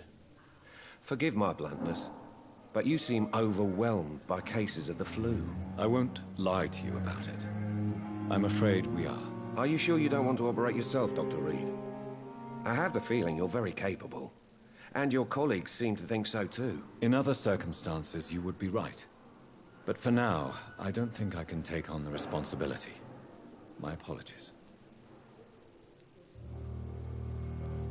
Tell me about the doctors who are arguing about your case. Strickland and Aykroyd. They both want the best for me, but there's a lot of pride there. Doctors are no different from carpenters, it seems. What do you mean? I often had professional arguments with rivals on a building site. Difference is, I disagreed about wooden nails, or flesh and bones.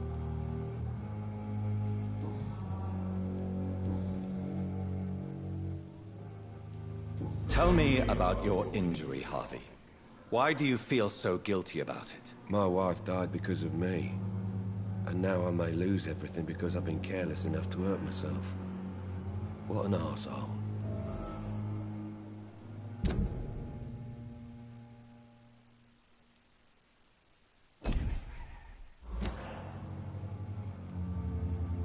How could your job be responsible for your wife's death?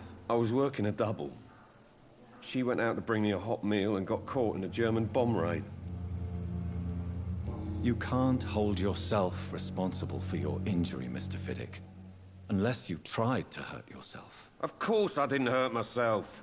But I can't work until my arm is fixed. My children need to eat, Doctor. Tell me more about the death of your wife, Harvey. 1915. I was in the army, building workshops for the Royal Flying Corps. Helen was happy I wasn't sent to the front. What happened? The Germans sent Zeppelins to bomb the construction site, but they missed their target. My wife was bringing my dinner when the bombs fell. I'm sorry for your loss. So many died during the bombings. I served in France and witnessed the carnage there. I would like to say that she didn't suffer. Truth is, I have no idea. I just know that I'm all that me kids have. Poor little bleeders. How are your children after losing their mother? They were smaller then. The only good thing about this is my Helen didn't bring them with her that night.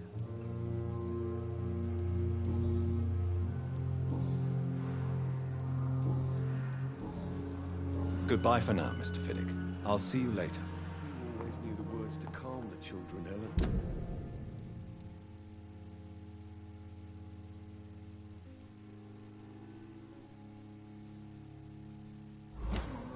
As for me, what a blundering idiot. I wonder if there's no fast travel in this game.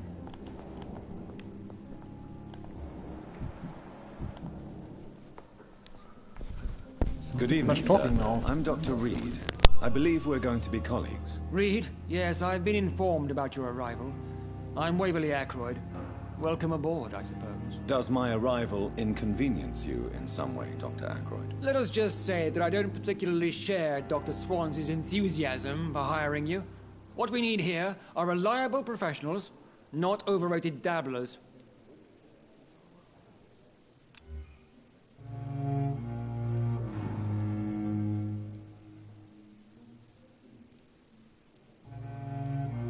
If you have a problem with me, Dr. Ackroyd, please feel free to tell me. Dr. Swansea has imposed your presence on this hospital without asking anyone's advice. The benefit of his position.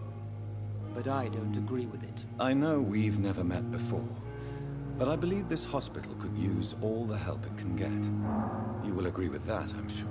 Oh, but I have heard about you, Dr. Reed. Of course you can't say the same about me, since I have not wasted my time courting the press.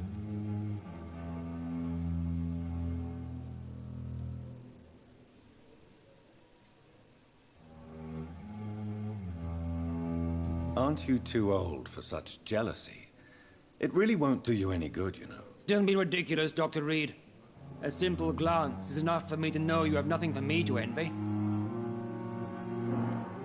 Since your tenure in this hospital is longer than mine, perhaps you can tell me more about this place. Let's just say I'm tired of the carelessness around me. I have always respected the skills of Dr. Swansea, but over time his enthusiasm has become displaced. Carelessness? Exactly what are you talking about? We're here to save lives. The people who trust us are not volunteering for experimentation. They're here to be healed. I don't intend to run any radical experiments, Doctor. Even if I, as any good practitioner should, express an interest in pushing the boundaries of medical research. Modern medical methods were created through audacity and ego. But there are rules in our line of work, and they're here to protect our patients.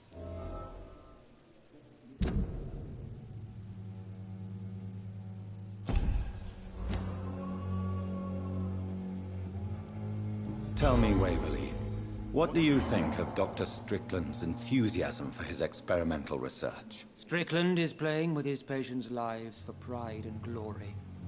Now that, sir, is unethical. Are you thinking about something in particular? Harvey Fiddick needs delicate surgery.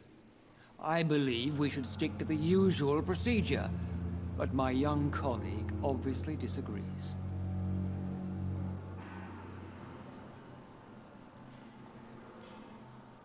Why do you wish to lead this surgery? I strongly believe that Mr. Fiddick should not be butchered to test an unproven procedure.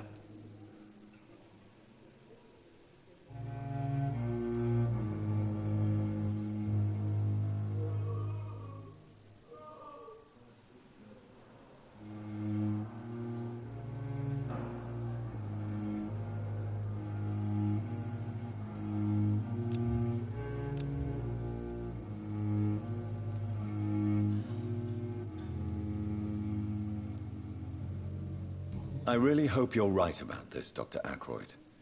I'm trusting your judgment on this. I'm not the kind of man who runs away from his responsibilities, Dr. Reed.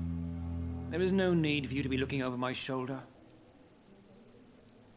And are you not afraid that your rivalry with Strickland may be blinding you? Rivalry? I guess you could call it that. But I will never be childish enough to let my personal feelings affect my judgment.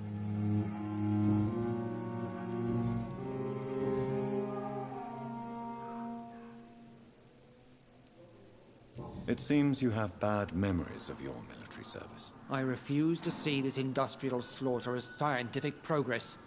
War only reveals the worst in men. We can at least agree on something, Dr. Ackroyd. I don't know what you've heard about me, but I have already proved my value as a practitioner. I don't question your skills, Dr. Reed, but your motive. Is it money, fame, or are you truly dedicated? And what exactly is that supposed to mean? I served in the war just like you. But unlike you, I did not use the wounded to play the modern sorcerer. Be careful what you insinuate, Dr. Ackroyd. I only want you to admit you used those men to improve your theories.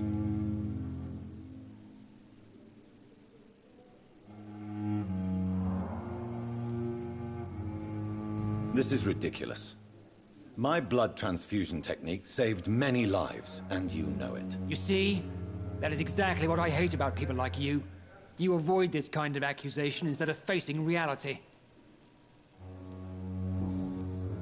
Thank you for your time. We'll talk later.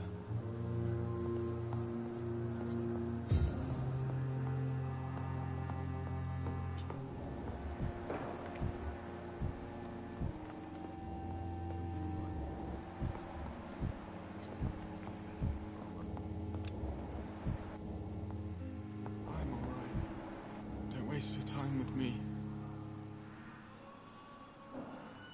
Good evening, madam. Can I help you? It's my son who needs you, sir. I'm Dr. Jonathan Reed. How can I help your son? I'm Beatrice Goswick, mother of Mortimer Goswick. Could you check on him, please, Dr. Reed? I've heard much of your talents as a physician. What can you tell me about... Not much to say. Just take care of my Mortimer and I'll cover... Are you really that rich? Most of the patients here are of a more humble origin, if I may say so. Yes. Thanks to my husband. May he rest in peace. I can cover any needed medical expenses. May I ask if you have an occupation, Mrs. Goswick? I'm a teacher by profession. I teach young women who are more ambitious about their futures than their families. What do you think of your reception here? Any complaints? I have had the uttermost reservations about this hospital since we arrived. But we had no other choice, considering the state of emergency. Is there something in particular that's... bothering you? Some of the staff were not especially welcoming. I suspect they're not accustomed to dealing with patients of such social standing. Tell me more about your arrival at the Pembroke Hospital. What gave you such a bad first impression? The ambulance driver was quite rude, for a start. And that nurse, Miss Hawkins, seems to have quite a dubious attitude. What do you mean? She managed to secure a bed for my son despite the epidemic. It was a relief, but it wasn't cheap.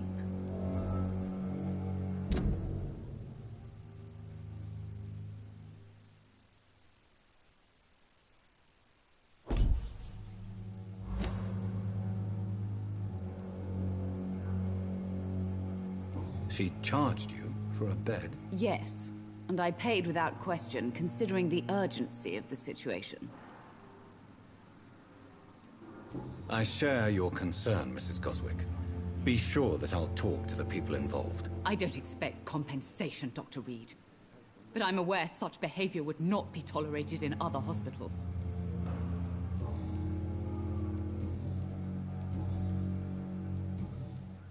Goodbye.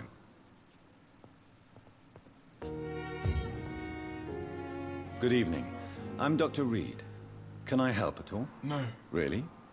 Why are you here, then? I don't want to talk. My throat hurts too much. I suppose that this pain is the reason you're here. Is someone taking care of you? Yes. And no. Could you at least tell me your name, sir? Mortimer. Mortimer Goswick. How painful is your throat, Mr. Goswick? So painful I'd rather not talk at all, Doctor.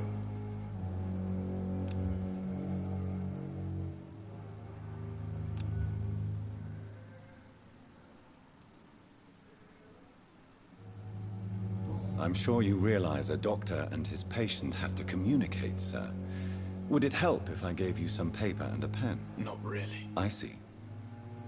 Then maybe it's not just your throat that hurts, Mr. Goswick. Perhaps your sore throat is just the consequence of something more hurtful. Yes, maybe. But I don't want to talk or even write about it now. How painful is your throat, Mr. Goswick? So painful I'd rather not talk at all, Doctor.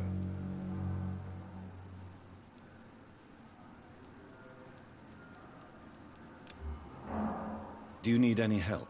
I'm afraid I may, sir. I don't mean to be a burden.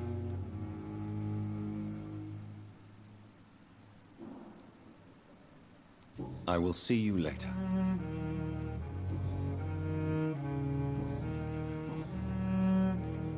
Why did your mother have you hospitalized here?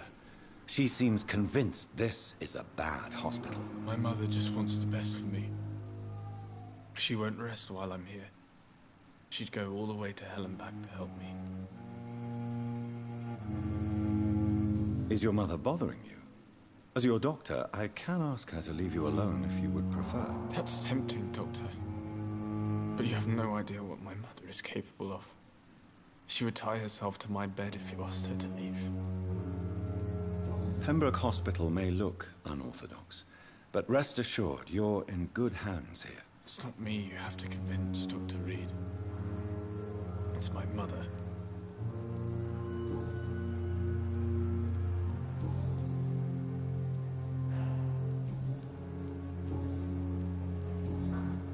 Tell me about yourself, Mr. Goswick. I don't want to talk, Doctor. I have to go now, sir. But don't hesitate to contact me if you need any help. I'm all right. Don't waste your time with me.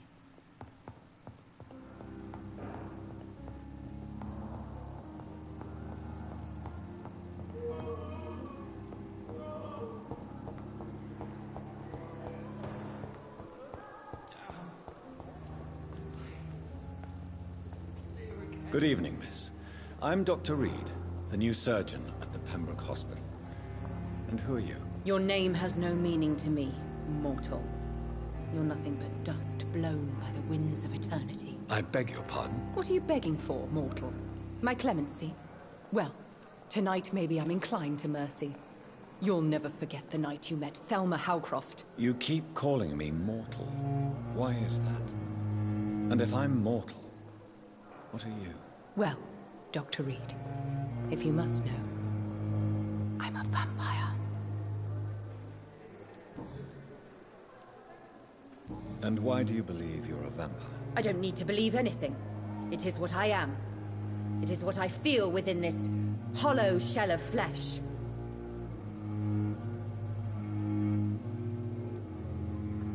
I see. Have you ever heard of Cotard syndrome, Miss Howcroft? Never. It's a mental illness discovered by a French neurologist named Jules Cotard. The affected patients are delusional. They believe that they are putrefying, that they are dead, a ghost or a ghoul, or in your case, a vampire. Delusional, you say? Oh, sad. Adam, petty mortal. You can't even begin to understand.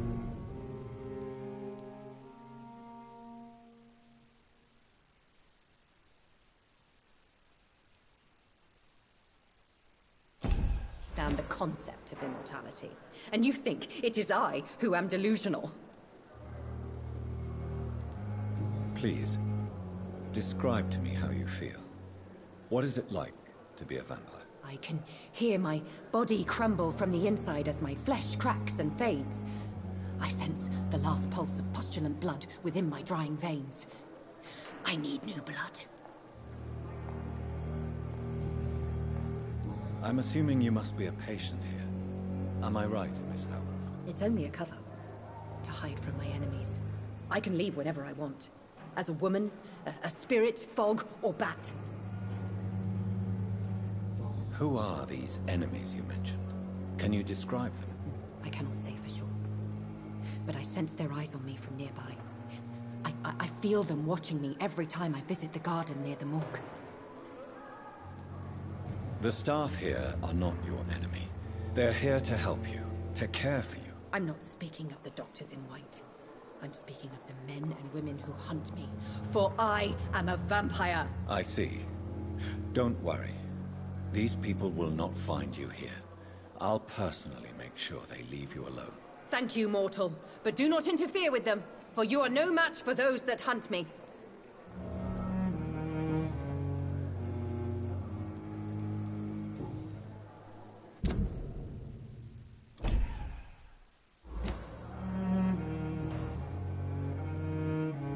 Who are you really, Miss Howcroft? I mean, apart from being a vampire. Is that not enough for you, puny mortal? What do you require? Proof of my powers? I'm curious to know who you were before becoming a vampire. It was such a long time ago, I don't remember. Centuries of unholy life can have strange effects on one's minds, you see? I'll leave you.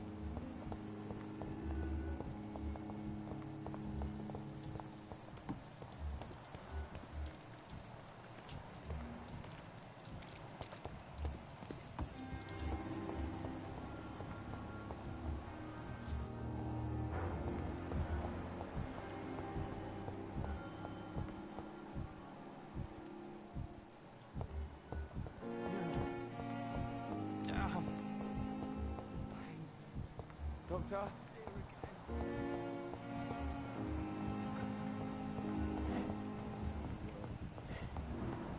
Like a book.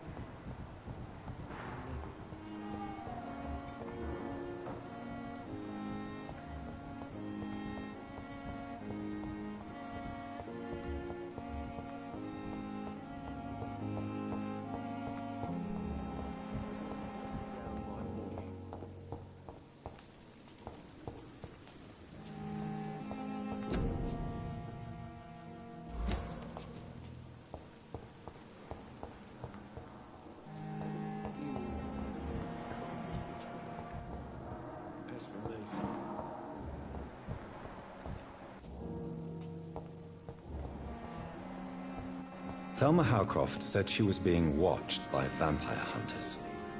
Where are they hiding? I should investigate.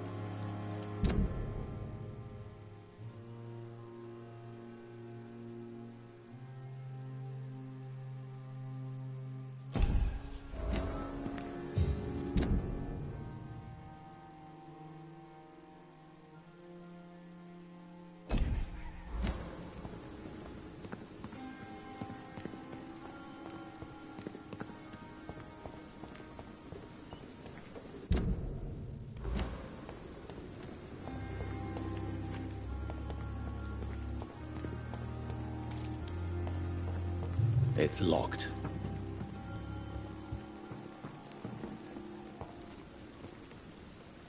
Good evening. I'm Dr. Reed. Always a pleasure to meet a colleague, sir. Especially when he was supposedly dead. A colleague? Are you a doctor too? Not anymore, sir. I used to be Dr. Rakesh Chadana.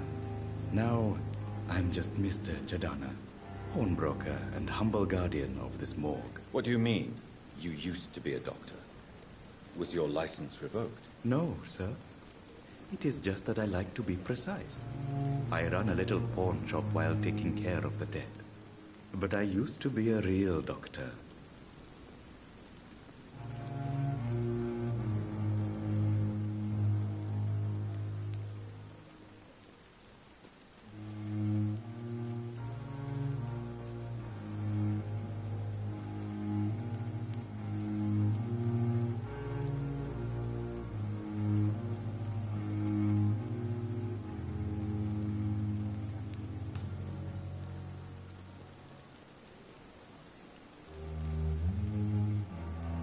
Please show me what you have to sell. Of course. It's just trinkets and curios, really. But I'm sure they can be useful.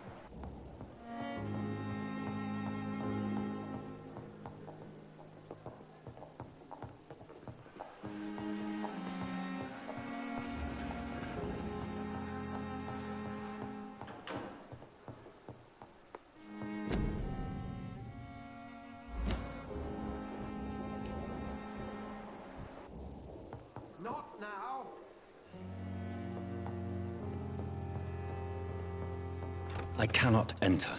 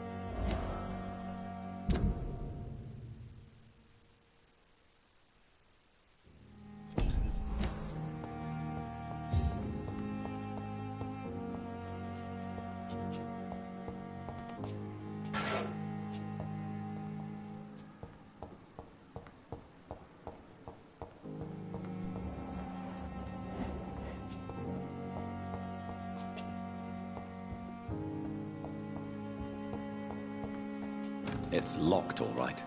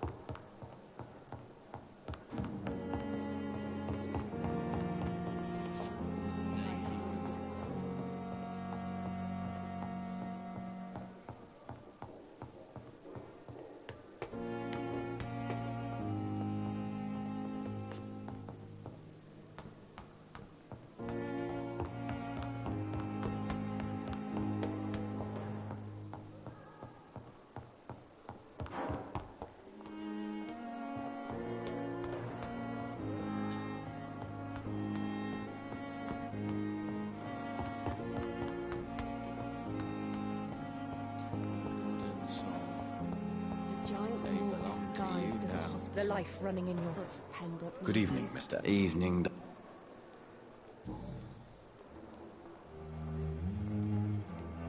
Why do you feel responsible for the injury, Thomas? What really happened? I wasn't disfigured by any German shells. It happened during my leave. It was an accident. Tell me what really happened then. I went with a whore in Rouen. Dead drunk I was. The hotel was a shithole.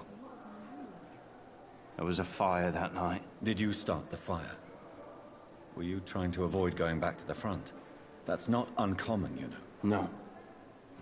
It's just that I was asleep when the flames reached the room. The girl was long gone. Bitch never woke me up. Left me to burn. Why lie about it? Come on. It's one thing to come back disfigured by the Germans, and it's another to get injured in an accident that could have happened to anybody.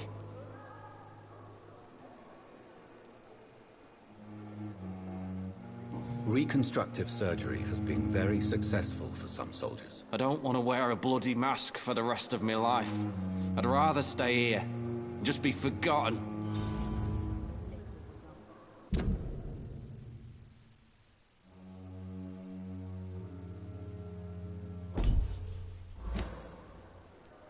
Why lie? Come on. Reconstruct. I don't want to wear...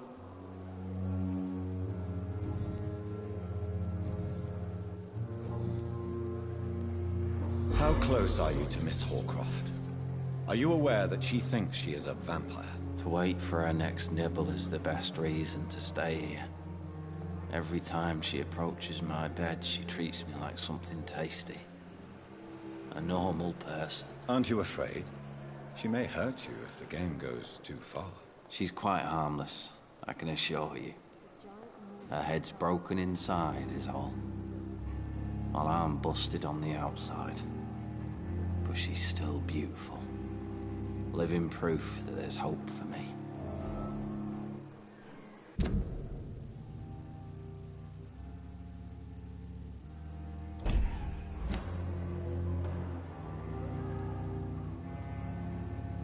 So do you let her bite you?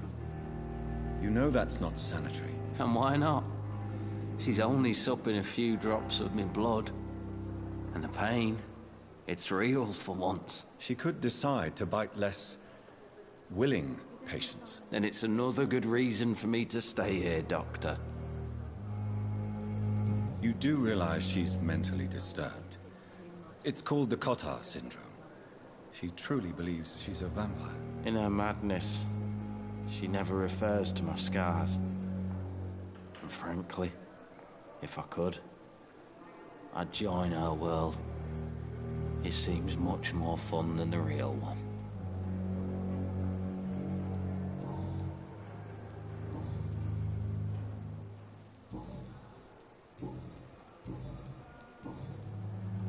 Goodbye for...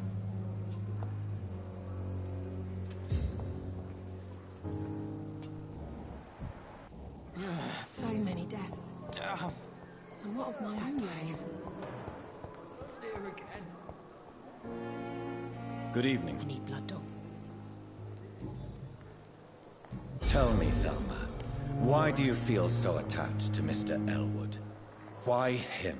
I'm not sure, Doctor. I think we have a bond of some sort. We've both suffered so much. He's the only mortal I find interesting.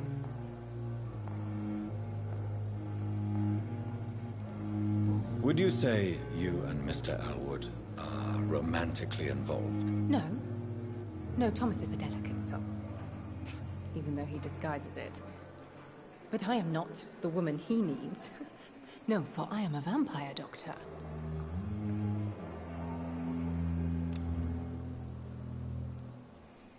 Do you plan to make him a vampire too? Of course not. How could I inflict my curse on anybody else? I'm not that cruel, Doctor.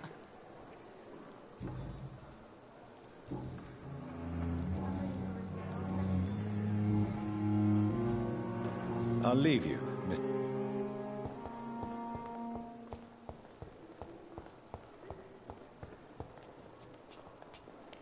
Good evening. Evening. Goodbye. Fear and disgust on every street corner.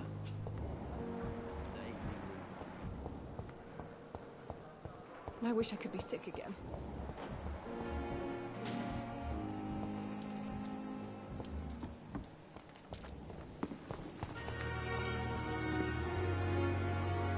Good evening, Milton. Good evening, Doc.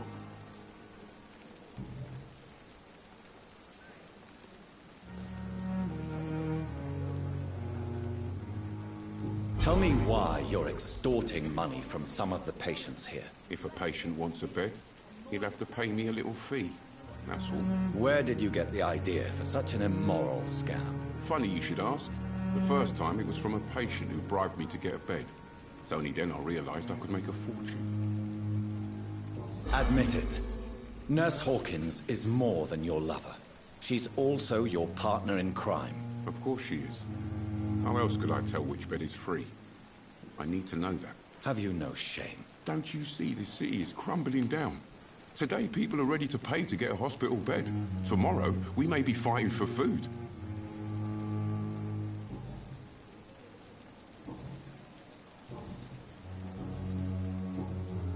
Goodbye, Mil.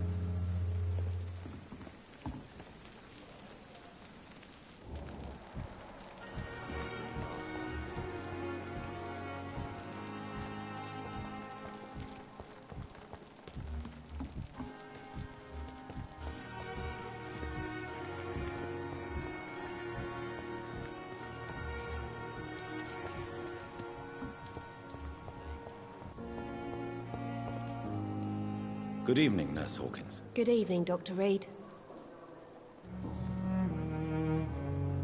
Milton cheats patients out of their money at this hospital, Pippa. Are you his accomplice? Yes, I am. Is this your definition of being useful? By abusing the sick and poor? No. It is my definition of getting out of this useless life once and for all. Whose idea was it? What difference does it make? We did it together, and I'm guilty as charged. Answer my question. It was my idea first, even though Milton would say it was his, to protect me. Why do you do it? Why not? Most of the sick who paid for a bed are already dead, or will be soon.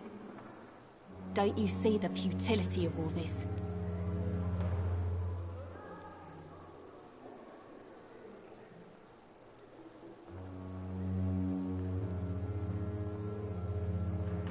How can you be affected by the misery around you, and be so heartless at the same time? Which is the real you, Nurse Hawkins? I could ask you the same question, Dr. Reed.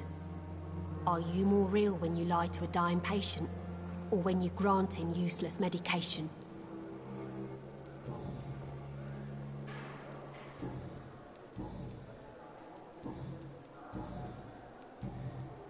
Goodbye.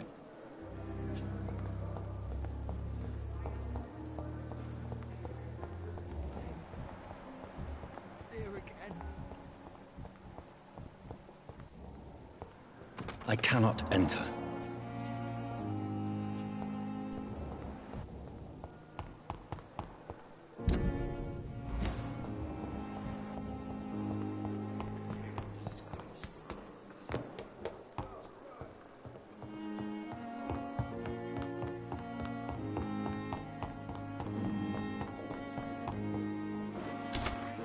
This must be the place. It's definitely away from prying eyes. Relegated to the shadows. A kingdom of my own. At least I won't be sleeping in a coffin.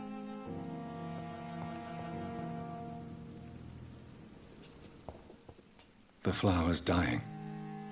It needs water.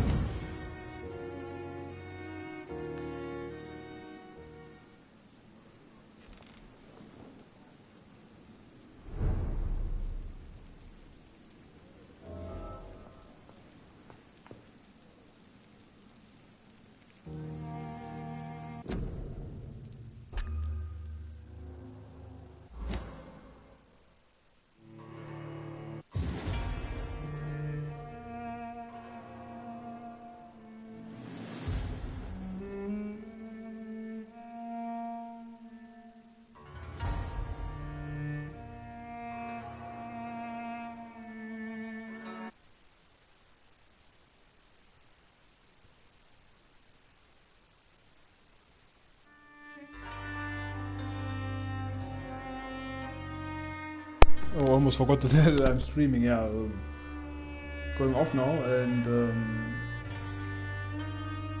yeah, I guess I might be back tomorrow. So maybe until then.